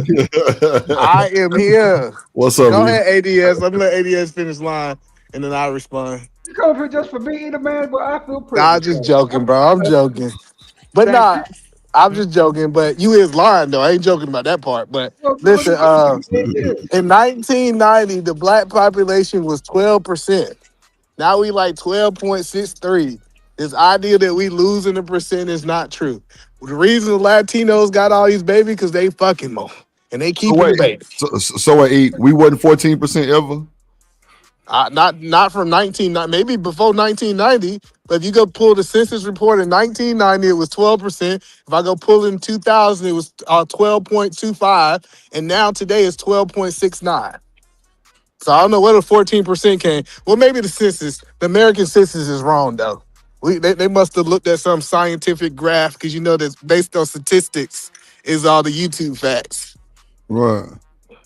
Now we always Ferg been around. said no. Ferg said no, and then Duda say, "What do people use the L word first?" I was trying to say why. That's the question okay. I had. Why? Okay. Why do people use the L word? Okay. Because I noticed that Anton said it first, and I can't say everybody's name up here. I know either man is at the bottom. Set media. It's Set Media. Yeah. Oh, Set Media. Yeah. He had brought something up, and he said that Anton during the conversation with Corey, he kept on asking him about the liberal white woman. You know what I'm saying? And not just asking them about white people. You know what I'm saying? And it made sense. They're not a monologue. It's actually smart to talk about. Hold on. That's the reason why I was asking. That's why I was asking why did he was using that word first? Why he just didn't speak to the point of just saying about what he just got through doing on this stream when he was just talking about all black women, and when he just got through talking about his other thing when he said before all black women, just black women in poverty. You see what I'm saying? So would that be? That's why I was asking Seth. Would that be the same thing of what he's doing on her that he was trying to do to Corey? Now, I would like to say, gentlemen, right quick, that ADS did not mention that. ADS mentioned that this beef was stale and we need to move on. I just wanted to say that. All right, hold on now. Clear it up. That's what I'm talking about. Yeah, I got one to clear it up. One more. Hold on. I can't move and get y'all to clear it up. Hold on. All right, now I just want to let you guys know. Oh, sorry. But in 2020, yeah, the census did identify black people alone and in combination that with other races made up 14.2% of the population. That's where we're getting the 14% from. And if you're telling us today we're at 13 or 12, then yeah, we did. No, the 14 is when they included the foreigners. That's why you can't you gotta say you have to separate us. Yes, we had an influx. Hold on. The government do not care about y'all delineation. It is what it is. No. It's a reason I'm saying this, right? If we know at COVID, especially during Biden, we had a whole bunch of migrants come in. So the 1% is artificial. It wasn't a real percent. It wasn't us. It's just we had a whole bunch of people of color come into our country. And now people say now we seeing a decrease is because most of them getting kicked out. They have nothing to do with us. I mean, I can give you some points on that one. I could say due to the immigration, there is a lot of Hispanic blacks, so why not? I'm just telling you, like, we've been maintaining because black people and white people are having the same amount of kids. We're not having less than them. That's the lie. The lie is every other races out here only people who having all these kids. Do you know how much kids we're having? Like, how much kid is the average black family having compared to how much is the average white family? It's like 2.5, and for black people, and for white people, I think it's like 2. I think it's more. Let me look it up. Let me give you facts. Hold on, give me a second. I'll look it up. All right. But like I said, that makes sense to the point to where Lord Yes was saying if you saying during that time that the Hispanics was down at 6%, and then 6 years later after COVID and everything else, and them letting all these people in, now just trying to stop people from coming in, that the numbers wouldn't be up to 17%. I could see it happening. How many people immigrated over here? Well, I don't know. According to the conservative numbers, about 4 to 7 million. 24 million.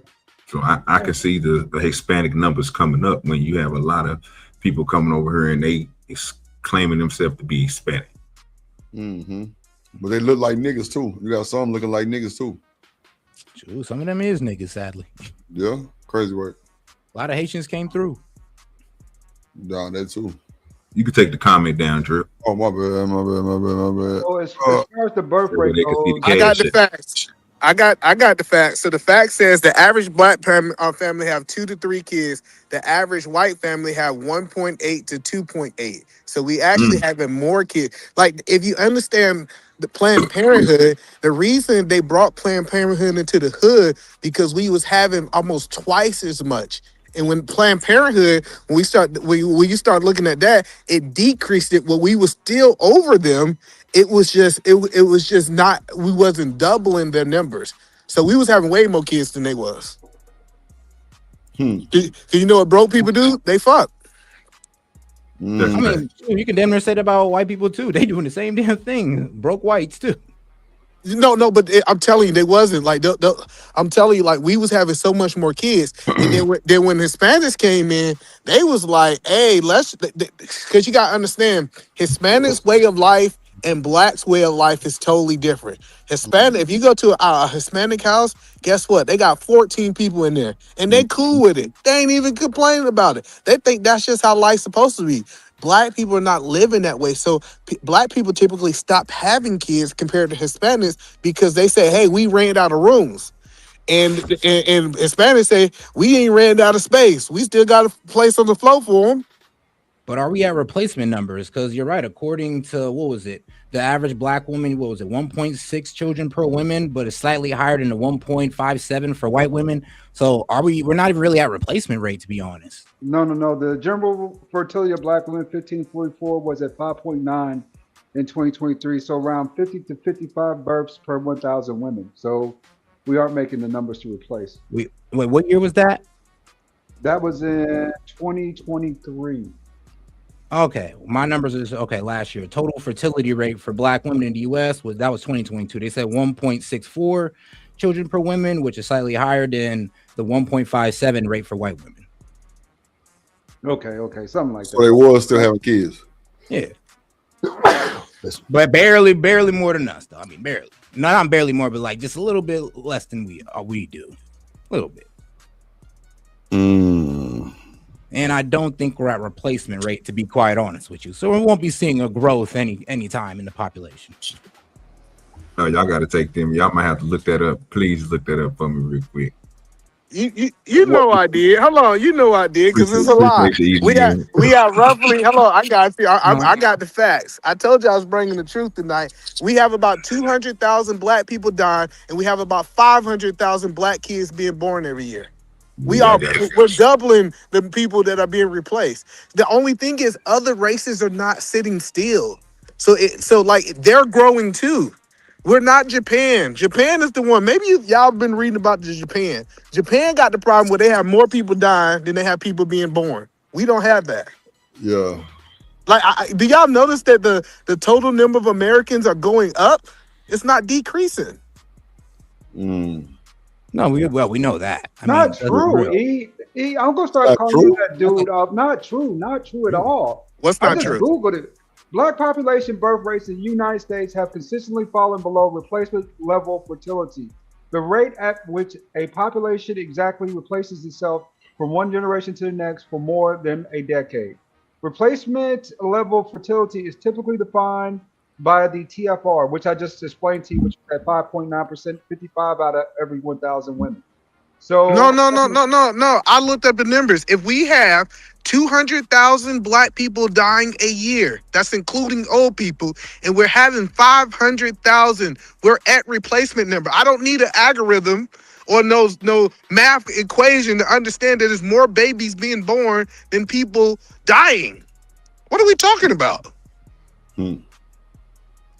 Let's see here. Now, what I got from 2025 is which shows, it shows roughly 491,494 births to black mothers against an approximate 385,000 deaths of black individuals.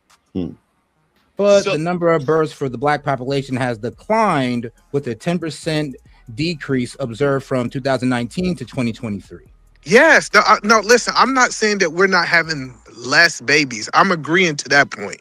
But we was having so much more that we're still replacing. Yes, listen.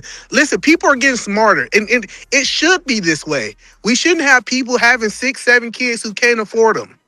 Yes, we supposed to got smarter as we get smarter. We should start thinking smarter. And people are saying back in the day we had people who had 8 kids, 9 kids, and they couldn't even feed their kids. Now people are saying, I'm making this amount of money. This is how much kids I can support. That's how it should be.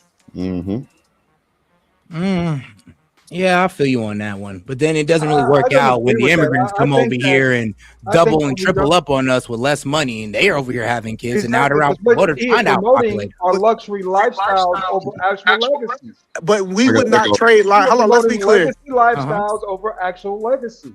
Yeah, I know, but I wouldn't. Nobody on this panel would trade life with an immigrant. Hold on, see, this is what we don't talk about. Nobody. If that's the case, tell me why you ain't got your cousins, auntie, and all the people standing in your place. You can have as many kids as you want to. We won't trade life. You gotta understand, their level of living was so low that when they came over here with 15 people, matter of fact, breaking the law. That's a negative way of looking at it. Hold on, but it's against the law. Kids go out there and they actually work and bring home more money to the house than a person with only 3 kids. So it actually works out in their benefit. I got an even better question, especially those Muslim families.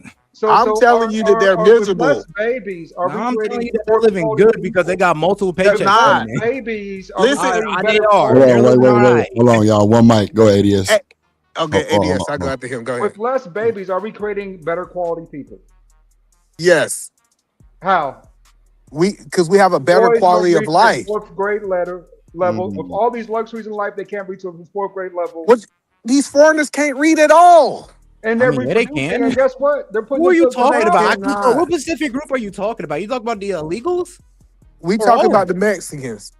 The Mexicans are not reading at a stronger rate than us. They don't. Anyway, we're talking about the black kids who can't read at an 8th grade level. Wow, that's crazy. No, hello, you see, Drew. They wanted to compare us to the Mexicans, and when I started saying, "Now we talking about," you did. That's what y'all. You did. No, y'all. Okay, before I came up, y'all said that they was at a 6% and they have grown to a 12%, right, Drip? When we been, we was 17%. I didn't say that. Y'all did say the 6 and then 17%. Yeah, y'all was comparing the black growth versus the. I'm just telling you what was happening. Now, Latin America, some shit, 17%. Yeah. So now understand this. You're being out-competed and you're making less babies. So are you just? We're not being out-competed. Foreigners are not out-competing America. It's the biggest lie. Listen. It is the biggest lie out there. Listen, how do foreigners compete with Americans though? Yeah, that's wild. They're not.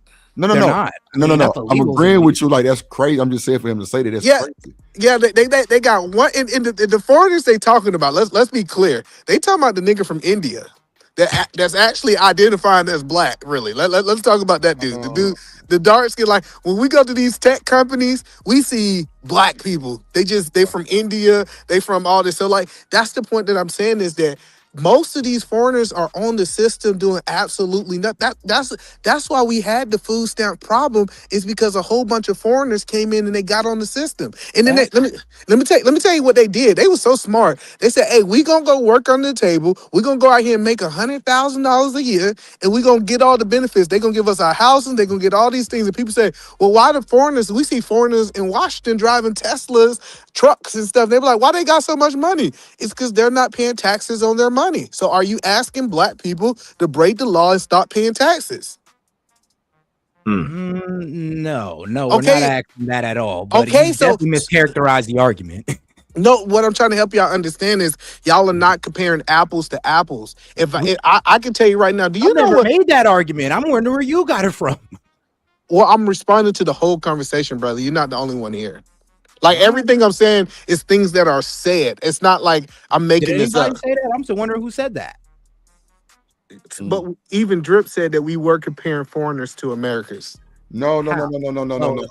I said that sounds crazy to say that foreigners were, compared to fucking Americans. Like no, I'm agreeing with you saying. Every time I see foreigners, hold on, let me tell you. All of a sudden, you brought up Mexicans. Let me tell you because they are foreigners. But so listen, so I'm telling you, every time I see the foreigners come in town, what they do is black person be making 70,000, and then since they stand with their auntie with 18 in the house, they take that $70,000 job and make it a $40,000 job. That's what's really happening. Why you said make it to a 40? Split because they willing to take 40. Well, actually, yeah, the illegal ones, they get paid dramatically lower to undermine the legal ones American too. workers. The legal ones too. That's the only reason you take a foreigner over an They American. can't do that with businesses. If they do Yes, that you with contracting, then they're shooting themselves in the foot. No, they shoot them. That's what I'm telling you. Like when you illegal start, ones. hold on, You ever hired a legal immigrant, bro? Even with the technology, I'm just telling you, even in like these tech positions, Americans was making 250,000 in a lot of these positions, and they got foreigners from India to come in to take 90,000. The companies were saving 100 or something. Like people think that these people work harder; they're just cheaper labor. No, I get you on that one because here's the thing. Let's say if they took that H-1B visa status off them, they'd have to pay, or if they was actual American citizen, they would actually have to pay them, that actual wage. This is why the corporations abuse it. Because you're right, it is a way to undermine American workers. Like a tech job that be paying $100K, they can give it to Pajit for like $70K. Not Pajit. Oh my. But that's the conversations that we have. So if you got a group of people who don't pay taxes for the most part, most of them ain't paying taxes. They getting paid under the table. They making a lot less than us. When you compare them to them, unless black people start doing illegal stuff like the immigrants, you can't compare the two. That's all I'm saying. That's why we got to deport them. End up getting together and having a baby, making something. Just a summer of love, nigga. Just getting there, start making these babies, start getting in these houses, move your mama in, move your mama in. But that's irresponsible. That's irresponsible. I would never tell somebody who can't take care of no kids that have no babies to compete to a lower class of people. You never tell the wealthy people to compete with the broke people. I'm just telling you. If we just start deporting these people, because do you know how much we start making our kids work the same jobs we were working when we were America to sustain a household? So when are the kids? It's all it takes. Well, y'all keep talking about the kids work. The kids ain't gonna start working at 18. That means I gotta live in poverty for 18 years. Poverty? What are you talking about? You can start working at 14 or 16. Well, 14 years. Listen, these foreigners are living in poverty, actually below poverty. It's poverty to have 18 people in one house. Yeah, right. I mean, no, you're right, bro. These undocumented immigrants, they're living terribly. Their home ownership rate is higher than black people's. Because they got 19 people staying there. What's up, Ferg? They own more property than we do. No, but listen, you still not listening. Listen, if me, Drip, and my 12 cousins go buy a property, we qualify. It's 19 of us staying. And this is what I keep trying to tell you. It is illegal.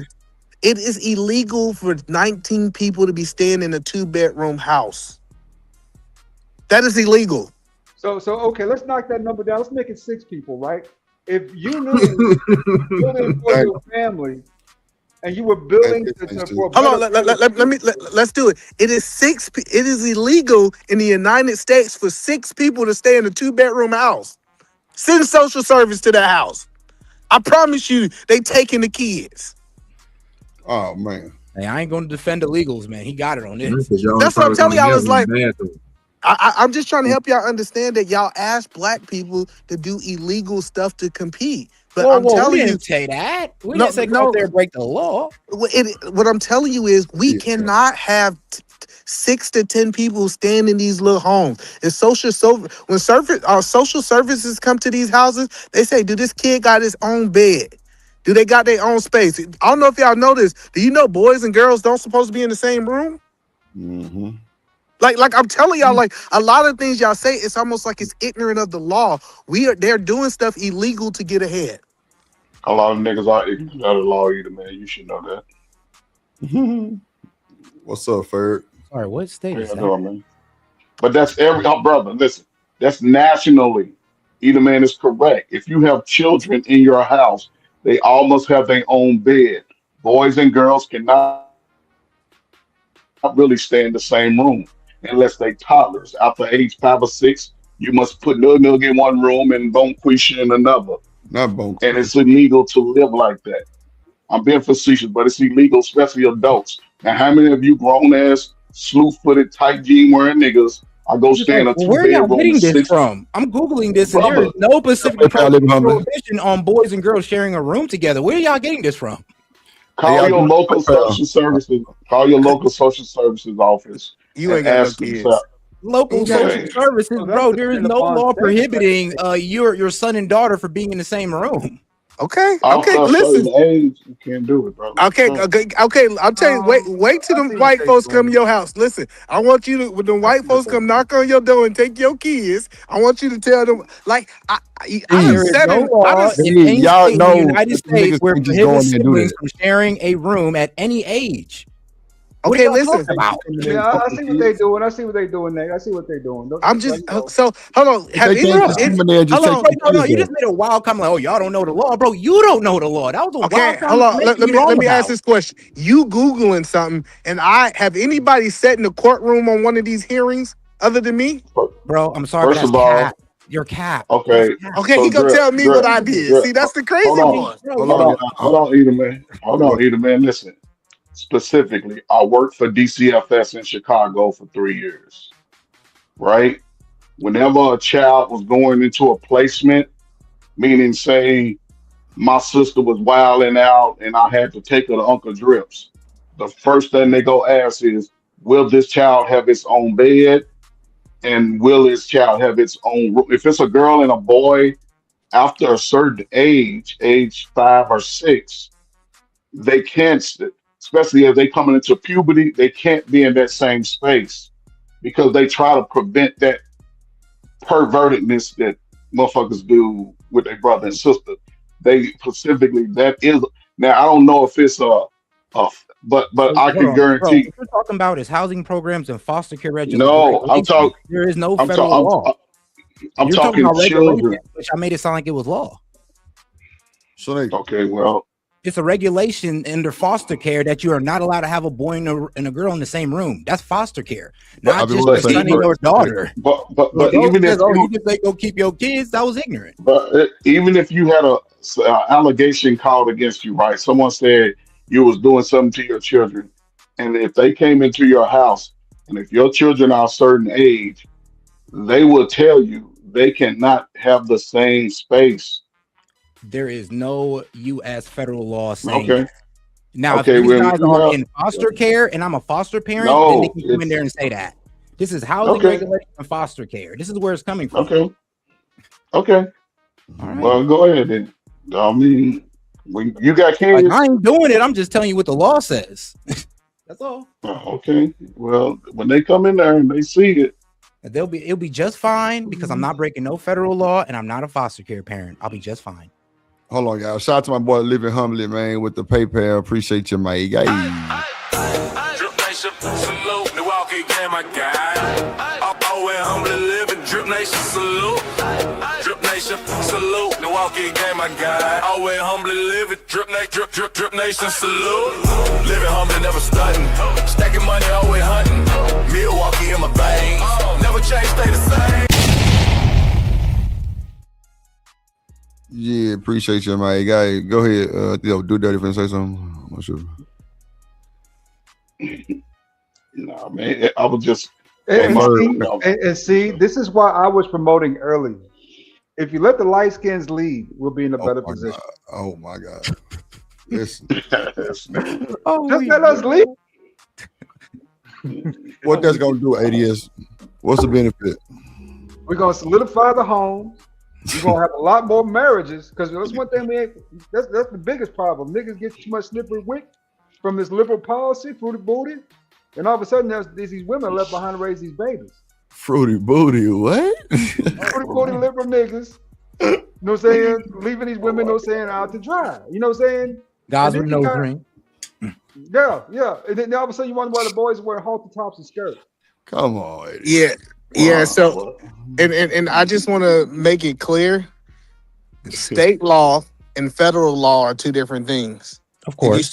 If you start looking into zone, I don't know why people say, well, I looked into federal law and it's nothing at the federal level. And then they try to imply that it's nothing at the state level. If it's not the federal level, that means it doesn't exist. All you have to do is look in, it's called zoning law. And then these local state levels actually enforce these things. But okay, do what you want to do. Like it, but isn't it crazy that black people gotta compare themselves to the least of us instead of comparing to the greater? Yeah, that's crazy. That's what I be Zoning saying. laws are local medicinal ordinance that regulate how we keep land, comparing buildings, and ourselves structures to- are used. That has nothing to do with child, care at all. Huh? Those are zoning What laws. was that?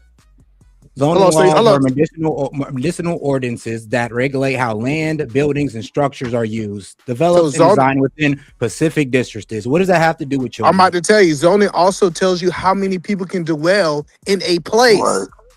Like, see, you just like I hate when people just start Googling shit and think they smart. Because they Bro, smart you just Google's related right. zoning laws to children, which they don't have anything to do with it. It doesn't Yes, say it's- there's any regulation, nor is there It any is okay, you're right. I don't even know why I argue. Let's go to the next. I like every time Alright, somebody no Google problem. something, they swear they right. Nah, They ain't never been to court with this I'm stuff. just using common sense here. You literally got No, Coach Bird say he worked for an organization and he gonna No, say I he work right for the because state. Google say something. Okay. I I work mean, for the state. let's be honest. He worked. When you He talk worked. about federal law and you're talking I about didn't say foster care federal law. You regulation, brought up and I federal heard law. Ferg's story. Ferg was dealing with foster care. I'm That's going why I to clear said, this yeah, up. that's I'm not going to foster clear care this up right situation. now, gentlemen. I So heard him out. let's all listen in for a second. Legally, a two-bedroom home typically accommodates up to 4 to 6 people, generally following a guideline of 2 people per bedroom, 1 additional person, while the Department of Home HUD allows another person to go with that. 2-bedroom standard, this can vary based on local, state, and building regulations, as well as the size of the room. So it really comes down to, was it 4 to 6 in a 2-bedroom Lord, house? Lord ADS. If y'all think Now that these take illegals are not yeah, breaking the law, y'all are crazy. yeah, they all breaking the law. Because think about it. Again, Lord ADS, it says people. Now look that up as it pertains to a boy and a girl in the same room. Look that up. Bird, I got That'll news let I you for did. you. Kids And they are say there's people no law too. for it. Unless we're Kids are talking about people foster too. care. But That's he's a foster talking care about regulation. And then they gonna act like Ferb, they stand in the mansion. Do we see? Hey, Ferb, you see where these Mexicans staying at, right? That motherfucking man, house about yeah, 1,000 square foot. Like that's what I'm saying. Like yeah, we got a room that's 1,000 square foot, so we have 7 people standing there. No, niggas stand on the floor. What are we talking yes. about? They ain't even got no bed. No basement or nothing. They just all on the same level. That's wild. Hey, look, I'll give you guys this, okay? Generally, yes, there is 2 people to a bedroom is considered standard, right? But there's nothing there about gender. Right? Okay. Well, when they Listen, call them people on you, and they said you over abusing your kids because they claim black men abuse kids, and when they come in there and see your 15-year-old daughter and your 14-year-old son sharing a room, they gonna question it and tell you they can't be in the same room. I mean, nah, I'll be all right as long as I got the right size house. No, And they gonna check. 2 people They in gonna that if they bedroom, end and up I'm not a listen. foster care parent. I'll be If it's just fine. if it's a girl and a boy, they gonna let you know. That's a safety hazard, brother. Even if Regardless the of room foster big, care. Ferg, Well, because let's call he's it. saying Y'all not even doing that. You got Foster 1 person care. in every Because if you 2-bedroom put home. two children that are not related next to each other in the same room, yeah, something's bound to happen. You put 2 cousins in the same room. What are we talking about? So we're Put 2 talking boys about your son and your daughter, your biological and one. you We're not. can't If do you it. want to talk about You foster can't do care, it. then you're right. But we're Even not in your talking son about and your foster daughter. care. Listen. Even with your son and your daughter, your morals are your morals. I'm saying when that white social worker come over and let you know, hey, they got to get separate rooms. You're gonna have to let somebody sleep with you, or you and the son go sleep together, and give your daughter a room by herself. And I'll repeat the point: only in foster care. hello, listen, okay, listen. And this is what we got to start doing. Instead of us comparing to a group that's doing worse than us, we should compare ourselves to the Asians Bro, because they're doing better. Who's doing Go that? ahead. Go ahead. I mean, I agree with you. We should compare ourselves to the Asians, but who's comparing ourselves to Mexicans? No, no, This no, whole no, no, no, no. Go ahead. Compare yourself to maybe the that. legal ones, but Okay. not the undocumented ones. You're Hold not. All on, right. Well, hold that's on, all right. hold on, real quick. Go ahead, Hold yes. on. I'm about to explain the difference. Okay. So if you look at the local Asian family in America, they're having 1.5 kids. They realize something. Hey, I only have a certain amount of money. Let me have less kids so I can put my kids into the math clubs. So I can put my kids into these elite schools. Because when you got 6, 7 kids, they ain't going to no private schools. They're not doing this. Like Right. so then they start asking questions. Why are they out earning us? It's because they put all of their energy in a smaller amount of kids versus having 10 kids, but they don't have enough money financially to do it with. So you're saying that what most Asians only have one kid? No, I'm saying if we took all the Asians like we did all the other races, they Mm-hmm. average about 1.5 kid per family. Okay. We're having So almost three. We're having almost 3 times as much kids. So we gotta divide our resources with 3 kids. They put their resources really into 1 kid. I don't know. I don't think the kid thing would be a problem if we were actually Yep. educating our kids properly. To be Okay. honest, they're supposed to be a No, no, blessing, no. not a Hold curse. on. And it's Well, I kind of got you. crazy So how hold kids on. write I off got on you. the kids for their inadequacies I as got you. parents. I got you. So are you telling me it's not a difference between going to public school and private school? I'm gonna be honest with I you. You're think right. that's a There is a huge difference, percentage. Hold on one but you're acting like this is not something. You're acting like there hasn't been success stories like scholars percentage that came out of public school. of And let's be real, Asian it's the kids kids' own seriousness in education that makes You the got it difference. next, Eddie, yes. So go let's be to honest. If private. your parents aren't too serious about education, then yeah, you're right. The results you're talking about is gonna happen. But if your parents are serious about education, they're most likely gonna put a little bit more Just what I into thought. you than just public school. Approximately 10 to 11% of Asian kids K through 12 in the United States of America are enrolled in private schools. That's 10%. You know what That's kind a of gets big me? deal. You That's know the what kind of gets me? You know what kind of gets me? E, this is hilarious. Is that you want to 10%. compare I us bet you want to look up black people. to? Hold on. I'll put black people in there just now, just to be sure. Look up black people before you make your statement. Look up black people. So remember, they said 10% because you got to remember their 10% is the reason why they make so much money. Their 10% ain't making 80,000. They making 200,000. Approximately 5.6 to 6% of black K-12 students attend private schools, so you're 4% less, and you're still That's a not big getting the same difference. result. That's a And big you're difference still because not getting the same result. we outpopulate them. No, So hold on. 90% of No, why listen, are you you don't know doing how this? big a difference 5% is when you talk about a population. People don't 90% of understand Asian facts kids and go to interest. public schools. 90% of kids go to public schools, and 95% of black kids go to public schools. E, what are we doing, E? I'm telling you, I went to school for math. 5% can change your whole, like, if we just think about this, if I can increase the amount of income for 5% of black Americans, we'll be making way more money than white people.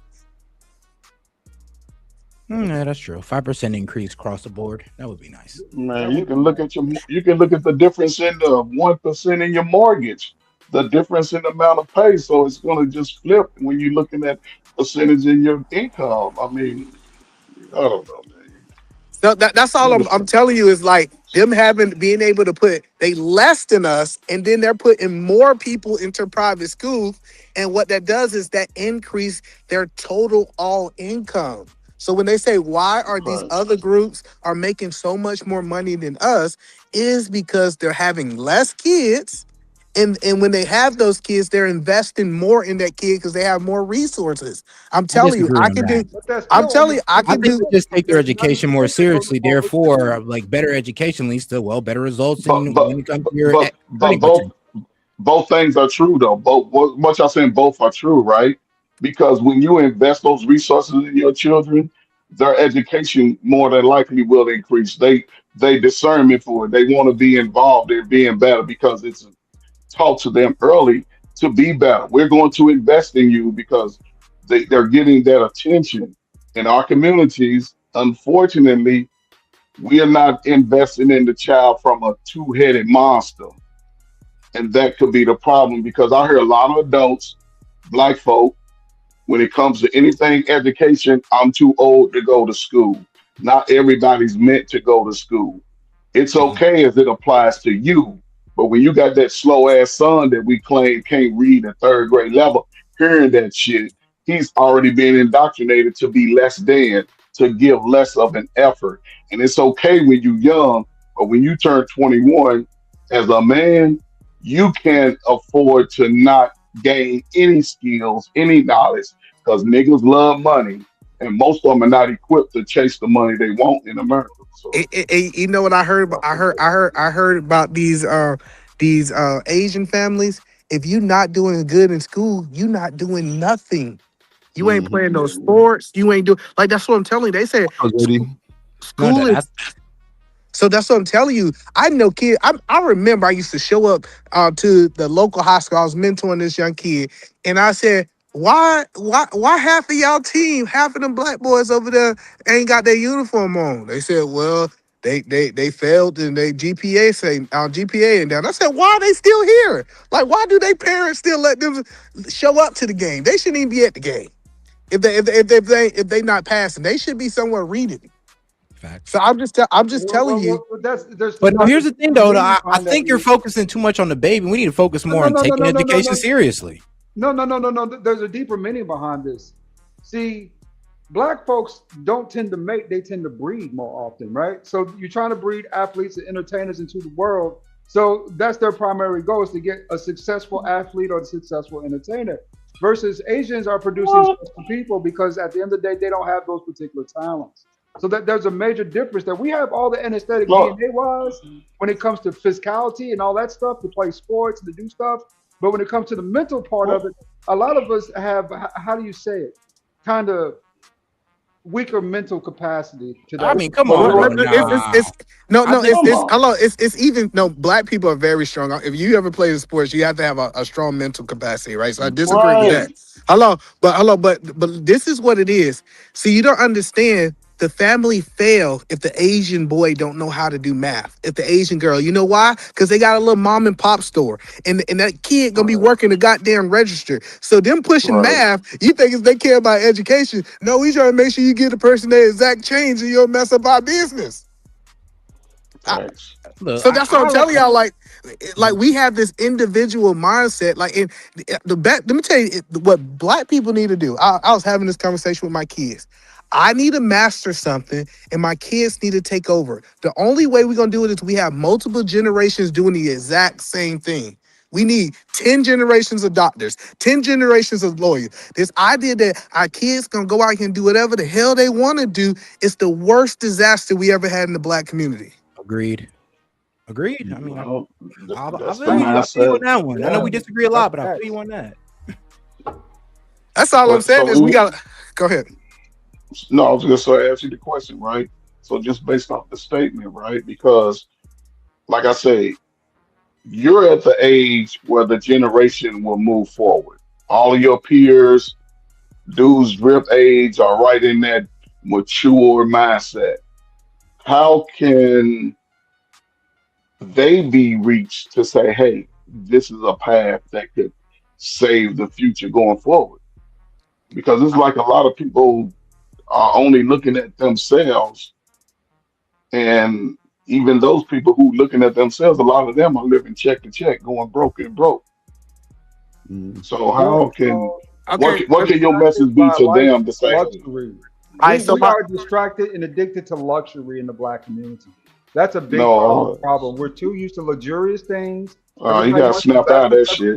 Everybody's wearing Gucci. Niggas buy Mercedes Benzes instead of Kias. Niggas buy BMWs instead of Hondas. It's all over the place, brother, and it's very evident that we have an addiction to luxury. We gotta choose. Women have addiction to luxury. Well, they gotta take 2 trips a year for stress reasons. Yeah, how about me being around Asian people for a while now? One thing that I learned and I picked up is they are really good at telling their kids what their life is going to look like. They said, hey, as a young kid, hey, the family, hey, we getting screwed over by this accountant. Hey, 13-year-old boy, hey, 10-year-old boy, I need you to take these math classes. You're going to be an accountant. Hey, check this out. We need a lawyer in our family. And what they start doing is they start asking the question, what do our family need to get to the next level? And then when they have kids, they from a young age saying, this is what you're going to do. This is what you're going to do. This is what you want to do, right? It's not this individual thing that says, what do you want to do? So I'm just telling you, and I know it sounds crazy, and I know people say that the kids supposed to have this free will independence, but if you just think about it, like say for example, if you run a construction business and you really good at construction, and you send your kid to school to be an accountant, now you got somebody in the family doing the books.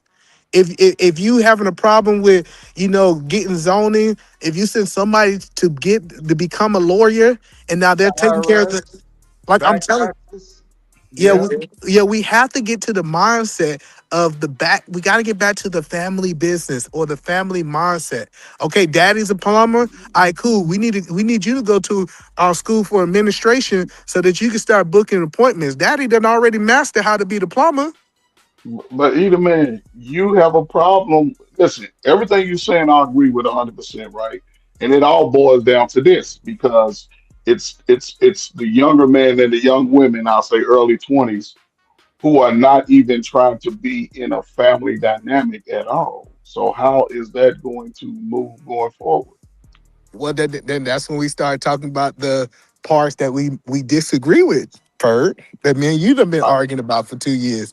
Well, no, we don't. I take that back. I misspoke. I think we do agree on this point. What black men need to do is they need to find women of whatever race that could get on their page to be able to start doing this multi-generation families. I don't care what color race they. Hey, who we gonna have these kids, and I need you to tell this kid 10,000 times over the next 10 years that they're gonna be the accountant for the family. We're gonna have an expectation for this kid to do this. I need the woman in the family to push it. I need the daddy in the family to push it. And what we gonna do is we gonna make them do a budget for our family. At a young sitting there, you'd be surprised. I just seen like kids 12 years old is responsible for paying the bills for the family because they want them to be an accountant. No, that's true. I've seen it. So that's what I'm saying. It's like if that's the case, you better start looking white Latino. You looked up and got Asian. Asian is one of the hardest women to get because they No, they require stability. I mean, come on They now. actually You wanna just marry. got to be on your. Then go to the military. You'll be all right. You know what I'm saying? But go ahead. Yeah, so I don't, and let me be clear. I do believe that it's a group of sisters that's gonna be on this page. Like all sisters are not bad. I think that's the narrative that sisters get, right? Like I was talking to me and my mom was having a conversation, right? And she, my black mama wanted to know why I married an Asian woman. She just wanted to know, and I told her that was the best options in Seattle. If you understand Seattle have a very large Asian population, right? But I believe if I was in Georgia, I would have been married to a black woman because I have a lot of highly intelligent black women. Like when you go to the Stillmans, like when you start going to all of these college, it's some great black women out there that's willing to build. Like I have friends, like I said, most of my friends who got married in the South, they're married to black women, and they're black women making 100,000 a year, 125 master's degree. That's why I don't know why we say, "Oh, she got a degree. We need to get away from her." No, we need to get close to that one. I agree. Depending on the attitude, of course. No. We got to talk about this because I know I've been avoiding it because at the end of the day, I don't want to be too offensive to people, right? But I live in Atlanta, man, and the biggest issue with black women is that they're overly entitled, overly egotistical, and they're like super control weak feminists, right? I come from a family full of light skinned women. I mean, high yellow ass women, right? Red bones. And if you hear some of the personality traits and some of the dealings with them, brother, you'd be surprised at how they ever get anything done at all, right? It's because they got so many simps up under them chasing them that they can just sort through those niggas. You know what I'm saying? I get. Let me tell you. So everybody thought I was crazy. My 10th grade year, my girlfriend, black woman, super intelligent. She was the valedictorian of our whole school. She was in 12th grade and I was in 10th grade, right?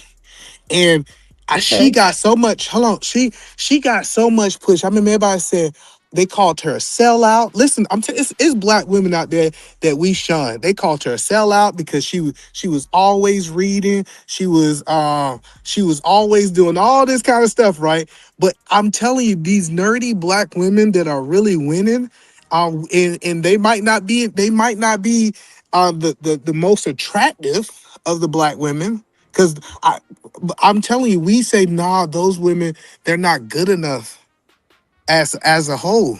We don't want those smart women that's humble, that like she might ain't got no booty, look like she got some surgery. She might just got a regular, she might look like she's from the 80s or the 90s. She's slim. And her body, like, I'm just telling you, it's a group of women out there that we ignore because we so caught up on the physical. That's all I'm saying. All right, I give you that. I agree. I ain't was wrong. just going to say, you know something that stuck out to me, and this is just me talking right off the top of my head, just from history that I learned through school. You know the first thing Christopher Columbus said when he landed in the Virgin Islands? Yeah. I've never seen so many beautiful women so naked. That was literally one of the first things he said out of his mouth. You know, so we talking about, saying Latin women, right? Over in Latin America, stuff like that, beautiful women. Saying Asian women are beautiful women too. They're just, like I said, they just hold a higher standard, right? And white women, if you can actually find one, that's halfway decent and, ain't trying to kill herself on that, right? So, there's an assortment of different women outside of black women, and because I'm saying it because of this, because I think brothers have been suffering too long behind chasing the black woman, right? I think we've suffered enough. I'm gonna say chasing the wrong black woman, because there's the good ones out there that we don't want nothing to do. The one want nothing to do with the one who ain't giving it up on the first night. Like, we chased the hoe.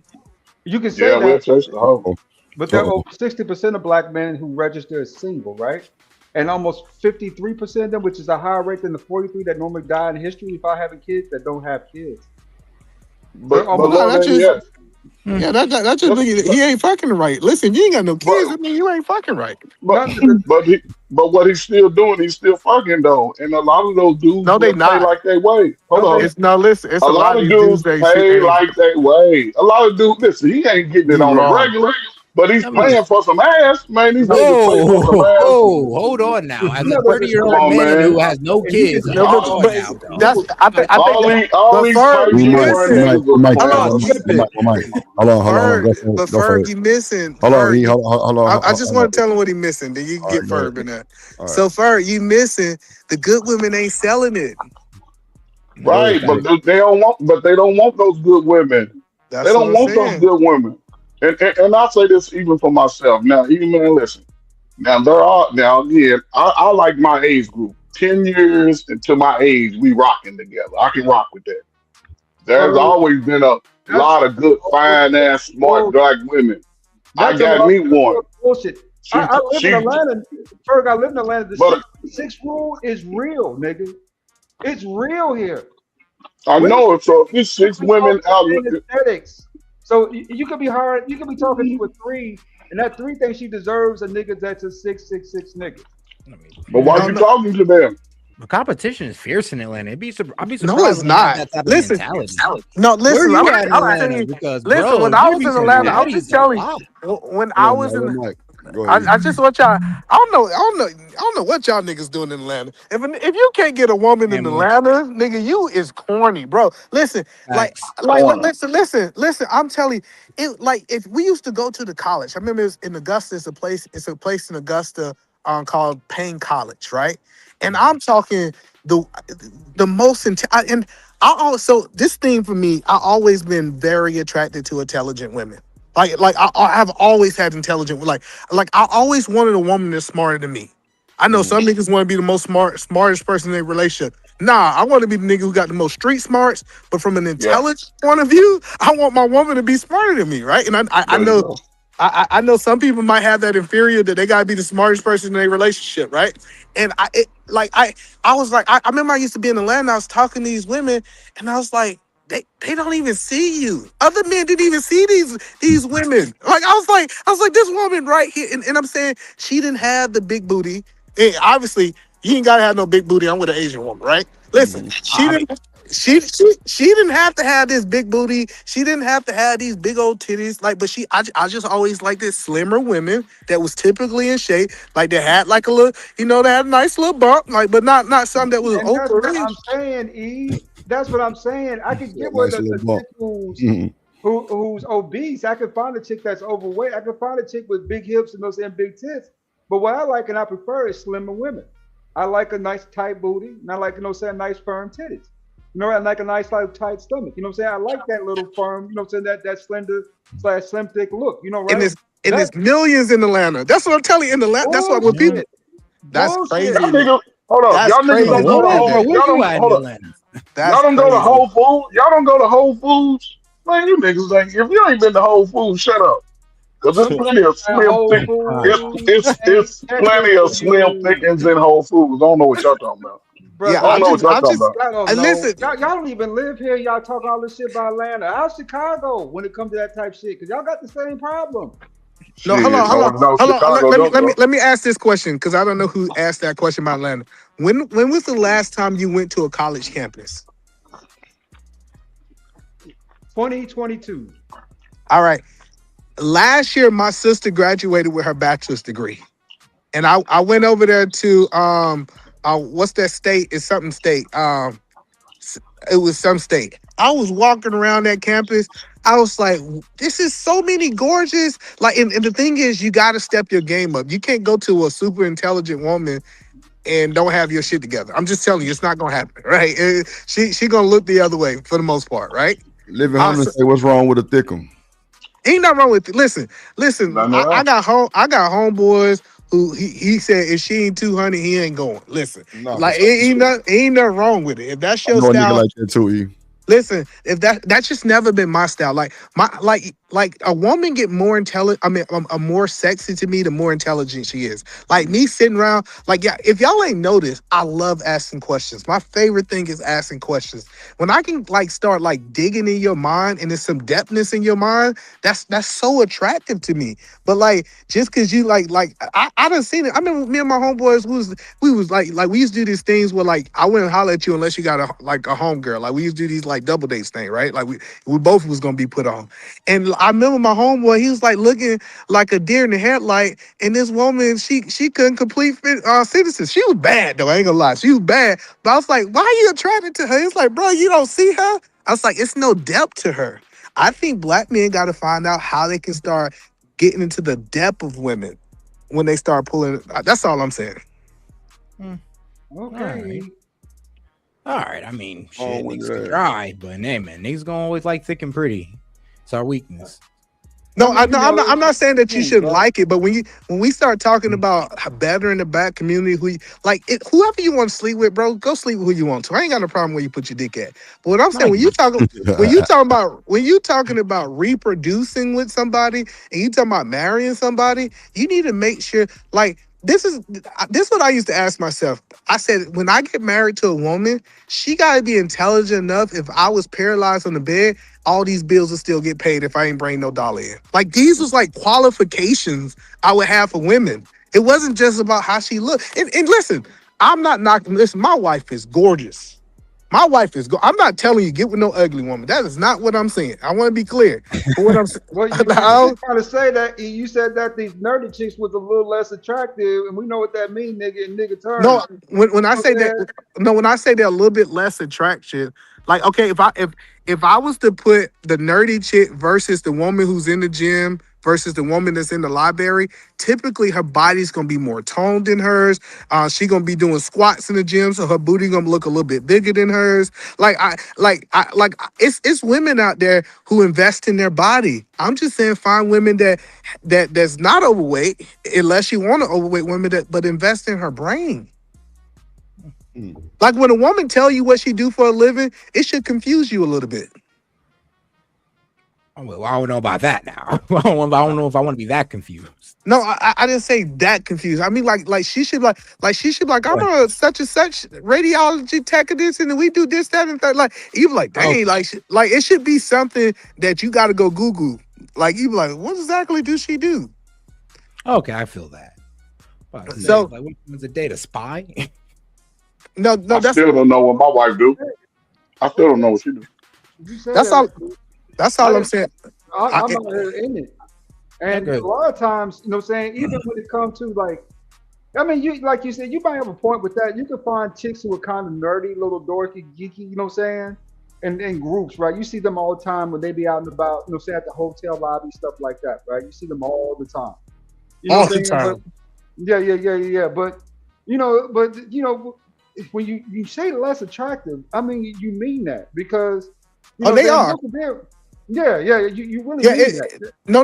The blonde stereotype, like they say, the blonde woman, the blonde white woman, she's so gorgeous, but she dumb. It's a lot of gorgeous dumb people. Like I know a lot, and you gotta understand their beauty have took them so far in life that's the only thing they had to depend on. But The only I'm skill just they need. yeah, I'm not saying that, but that woman is less attractive to me than a woman that. So let me give you a scale so you understand. I know some dudes said they ain't never met no 10. I done met some women that was a 10. When I say she was gorgeous from head to toe, and if I got a 7 that was, you know, saying she wasn't gorgeous, but she looked good, but she had more depth that I feel she gonna be able to teach my kids. Like one thing I wanted was a woman who could teach my kid multiple languages because I want to have an international business, right? I wanted that. So like I wanted the depth. I just wanted depthness, and I think that we don't talk about that enough. Like even when we rate women, we feel like the highest rating is their body. No, like their body and how they look. I think their highest rating should be their level of intelligence. You know, but unless we can actually sit down and have a conversation with them, we won't know that. So a lot of guys do just go off the looks. I mean, Bro. I'm not gonna pick the ugliest chick in the room to start having a conversation with, but I got all these other beautiful women that I can actually access and talk to. I mean, Exactly. I'm not saying pick the 201. That's not what I'm saying. I'm not saying find the ugliest woman in the room and start having a conversation with her. I'm saying I'm surveying the room. I'm gonna have and some guys get lucky. Some guys gonna get a chick that's a gorgeous nerd. She got a 10, but I'm telling you, it's so rare. It is like because so growing up, they put me in this thing. It's like this math club, right? And I was the only black guy there. And it was all women. It was all these women into these things, right? If I was to take those women to the club, they wouldn't have been the most attractive women in the club.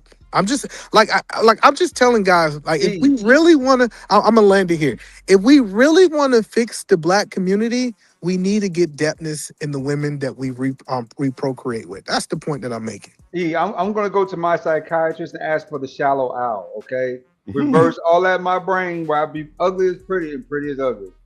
You know what I'm saying? We both know the truth about this. Attraction does matter at a high level. Maybe. It does. You know what It I'm does, saying? that's our problem. Say much. Yeah, that's all men. That's all men. That's because you niggas be stuck on them old light skinned, bright skins. They about the slowest ones walking. They the one barely. They the one that barely can read and shit. The one that, oh man, she's pretty because you've been told she's pretty all her life. She ain't got no depth in her ass. And let's be honest, hey Ferg, and those are the ones who get ran through the most. Yes, be ran straight through. And niggas be trying to wipe them up because she got that good hair because they don't want to have that tight for see her and they baby. And Coach Ferg, I just want dudes just to be honest and say they attracted to the hoe. The hoe is what get their rocks off. They ain't gonna say that. Because the dudes be talking about they don't want no virgin. Nigga, if you 30 and you run up on a virgin that's 30, you done ran up on gold. Solid gold, nigga, here in Atlanta. I mean, you got you a But gold bar in your hand. But dudes don't want that. They don't want that. They say she's too boring. She don't know enough. You rather have the one that slob on your penis like she did mine the night before. Makes no sense. So that's all I'm saying is like if we start just saying, hey, let me go to Barnes and Noble and sit down and read a book and let me see the women that walks in that place. Let me go to, like, even when I was in college, Coach Ferg, everybody used to go to the party, and I used to party too. I'm not gonna say I used to party, but the best place was if you go to the library, somebody who been sitting in that library for 4 or 5 hours, I was like, let me get to know her. She going somewhere. Stay in the library. Yeah. And they gonna have real conversations about real life. They gonna sit there and be arguing about their little friends and all that little dumb shit. They gonna have some conversations beyond nigga shit. And my jokes, let me tell you with the nerdy women, my jokes are funnier. They be laughing so hard at my corny jokes. Yeah, because you dry as hell, but I mean, that's I'm fine. okay with being dry. Listen, No, I'm no, I'm just okay with messing with being you. I me. ain't letting. Listen, Yeah, I'm be okay. you. Listen. I'm okay. Like I know some guys, they say they got the best game and they go get the baddest in the room. I'm say cheer for you. And I see them at 50, they still single. I Mhm. knew I wanted to have some girl. I wanted my daughters to look at their mom and say, I wish I was as smart as my mama. I know some of y'all say, y'all got daughters. Daughters might not y'all, but people say they want their daughters just to look as beautiful as their mama. It's just a different mindset. That's all I'm saying. All right, I get it. Nah, that's the right mindset to have, though. I'll give you that. I mean, that is looking at everything for where it is. I mean, long term strategy, though. I get that. You know, say that makes sense. But I mean, like you were saying though, I thought this for a long time, but I really haven't been able to prove it. But there's some gold amongst these fem cells too. There's some girls in those fem cells, like you said, little nerdy, dorky, geeky chicks. They're really about something, right? That you can actually pull up out there, you know what I'm saying, and harness some of that, right? Yeah. And they Yeah, freaks too. Nerds are freaks. Ooh, you get you a nerd, boy, especially one that fall in love with you. Boy, they some freaks, man. Wow. Now, do she have the experience? Have she sucked 100 dicks since she know how to make you come in 2 minutes? You might got to teach her some things. Well, we finna go and get up out of here. We were streaming. Why we got to leave? Just because, you see, Yeah, and since he started new, I'm going to bed too. Good talking. now he want to leave. He ain't got nothing else to do. It's Sunday night. He want to leave. Things and all this shit. And he crazy as hell. Go ahead. You dropped already. Okay. What's up, Seth? How you feeling, man? Man, it's all good. Sure, I'm about to head out my damn self. My ass getting tired. I just got done. Appreciate you pulling up, choosing violence. Appreciate you, my guy. Hey, man. Hey, it's how you make the show interesting. Yeah. Hey, listen, the moral of the story, Drip, stop dating down and start dating up. I ain't dating down. I'm trying to date up. I ain't talking about you. I'm just saying the moral of the story is stop looking down at the women that you gonna want and start looking up. It is okay if a woman is smarter They than you. settling though. They still. I don't even think they looking up or down. I think it's whoever give them a little play. Nah, I think that men look down for the most. Black men say, "Is she stupid? Can she fall for this? Can she fall for this dumbness I'm talking about? We don't need to get married. You know what I'm saying? We gonna be spiritual married, like low frequency shit. Like I'm telling you, like, would I be wrong if I say most women are smart? Nah, I wouldn't say most of them are smart. There's some dumb ones out there. I just see some dumb. Exactly. I would just we gotta be real. Like what you kind of looking for is maybe like 30% of women that actually are on that type of level. Most women, not really. But if the black community go capture that 30%, we win. Like, listen, I'm telling you, we would like, be winning. I give you that.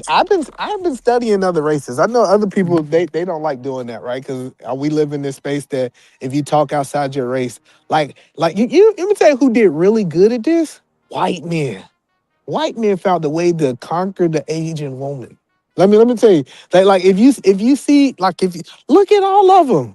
Look, if you look at, I'm telling you, look at one of our lifetime is the guy that owned Facebook. What's his name? Mark Zuckerberg. Mark Zuckerberg. He said Mark Zuckerberg went to go get him a smart one. If you don't think that woman beside Mark Zuckerberg is smart, you are out of your mind. Even let's Bill Gates. Like if you start studying the men that really like what we would say are icons from a wealth point of view, they went out there. Look, Robert Kiyosaki, he said his woman 2-3 times smarter than you know him. how those guys act. It's like, did they get a brand safe wife, but then No. they get a brand risk side No, they go get smart women. I'm telling you, these guys are billionaires because of their women. But that's hold on. Bill Gates got caught up for the side bitches. What's the brand set? What's a brand? What's a brand wife? A brand wife, well, a wife that ain't gonna make you look stupid or is not gonna be out here in the club, getting caught by the paparazzi or getting in a fight to make your image look bad, like brand safe. Okay. And then of course they got the brand risk side chick. Right. I don't know why we do that. No. Yeah, they I'm pretty sure they might got a side. I know some wealthy dudes who got some They got this hood. I mean, what's her name? What she is? She's so sexy to me. Her name, what's her? Battle from Another. She was in One Battle from Another. Her name is Tiana Taylor. Is that her name? Oh, okay, yeah. Oh, she's so fine. Listen, she is such a fine black ghetto chick because I think she ghetto, a little bit ghetto, anyways, right? So Yeah. I'm not saying the dudes can't have that, but that's not your wife. Facts. That she's just not your like. Sometimes what we need to start doing, because I hate these. When we had these conversations about black women, we need to start saying it's two different types of women. We got the women that are fun, and we got the women that I'm gonna build a legacy with. And Yeah, I but know no woman wants to be the corny wife in the Tyler Perry story. Yes, they do. All of them want it. All of them want to be the corny wife, man. I think All they the wanna be a nerds ratchet want to be. side chick. All the nerds. No, they don't want to be no side chick. No, the nerds, you're right. But we're talking about your like just most women in general. But that's what I'm saying. We don't need to make most women wives. We need to make the women that are wives wives. All right, agreed. All right, then I can see why we're focusing on that group. Then, Yeah, that's what I'm saying. I'm just saying recalibrate your system. That's all I'm asking. I'm saying, hey, what if we just start recalibrating our system, and we start pointing our legacy? Because remember that this is the whole moral of the conversation. Our legacy, building up the family, and we not need to just say these two women are different, right?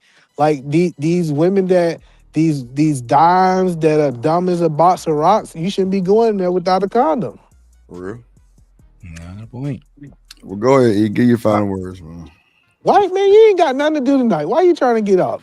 I come over here and message you, and you said we could at least get 4 hours. I got at least 15 more minutes, but I'm going to give my final thoughts. I'm going to get up out here because Drip tired. Okay. He want to go sleep. He ain't got shit to do tomorrow, but he want to go sleep. No, he ain't got nothing to do tomorrow. Great conversation, guys. Hey, no, this is a great conversation. I just want, because this is what I do believe. I believe if black men start moving into a different direction, I think more women would desire to be the nerdy wife. But we got to move that way first, because right now we don't want, we talk about the nerdy woman. We say, oh, she ain't putting out because she don't know me. She ain't going. I've been talking to her for 2-3 weeks, and I couldn't talk her out of her panties because she ain't dumb as a box. Most of the women y'all talk out their panties is dumb as a box of rocks. Good point. Damn. I have to be a little bit more depth with this woman. I have to be able to stimulate this woman mentally before I can get in her draws. That's all I'm saying. So that'd be my final thought, since Drip want to leave. I will agree. Most of the women I slept with are kind of dumb. We're kind of dumb. I ain't gonna lie. Wow, that's crazy, right? Shanika, how you feeling since you just came back to the show? Oh, I was here. I was just listening. So Shanika, you ain't had nothing to say to Eater Man? I was agreeing with a lot of stuff you said, and I put it in the comments. Do Dirty, how you feeling? Shanika ain't shit. I'm saying great though, show, like, great work, dog. I'm up out of here. That's a bet, G. That's a bet. Me and Do Dirty Stone. That's what that is. We just like It's old bet. Yeah. He say, man, but he want to come over here and be deep, knowing that he about messing up my high. That's why he ended the show. Go ahead. Do Dirty win. Okay, go ahead, Shanika. Give your final thoughts, man. thank you. It was a dope show, definitely a dope conversation for sure.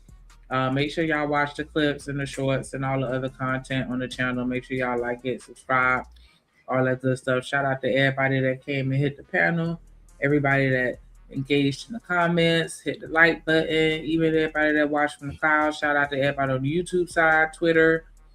Shout out to y'all, Twitch too. Hey, it's Shanika. Hey, what we gonna say? I think having sex in Dubai with a 7 versus having sex with a 10 on the waterbed is a better experience. That's just my opinion. Part 2 tomorrow. Okay. Part 2 tomorrow. This conversation, because I ain't gonna lie, it was a good conversation. Like, I ain't know Eater Man was dumb as a box of rocks like that, but that nigga, but I mean, you can't discount physical attraction though, because like AD as I said, I'm not gonna walk up to somebody I'm not physically attracted to. Like in those situations, we just have to naturally get to know each other, and then they look different. But change your physical attraction. Change it. That like that's I don't understand why we won't talk about, hey, what we've been attracted to is not good for our community. We can change. We don't have to think like caveman anymore. Ugh, she's beautiful. Ugh. Like that's what I just said. Like we can change. I get it. Change is hard to recalibrate your system because this is my problem. I know y'all gotta go. My problem is we attracted to one type of woman and then we complain about the woman we attracted to.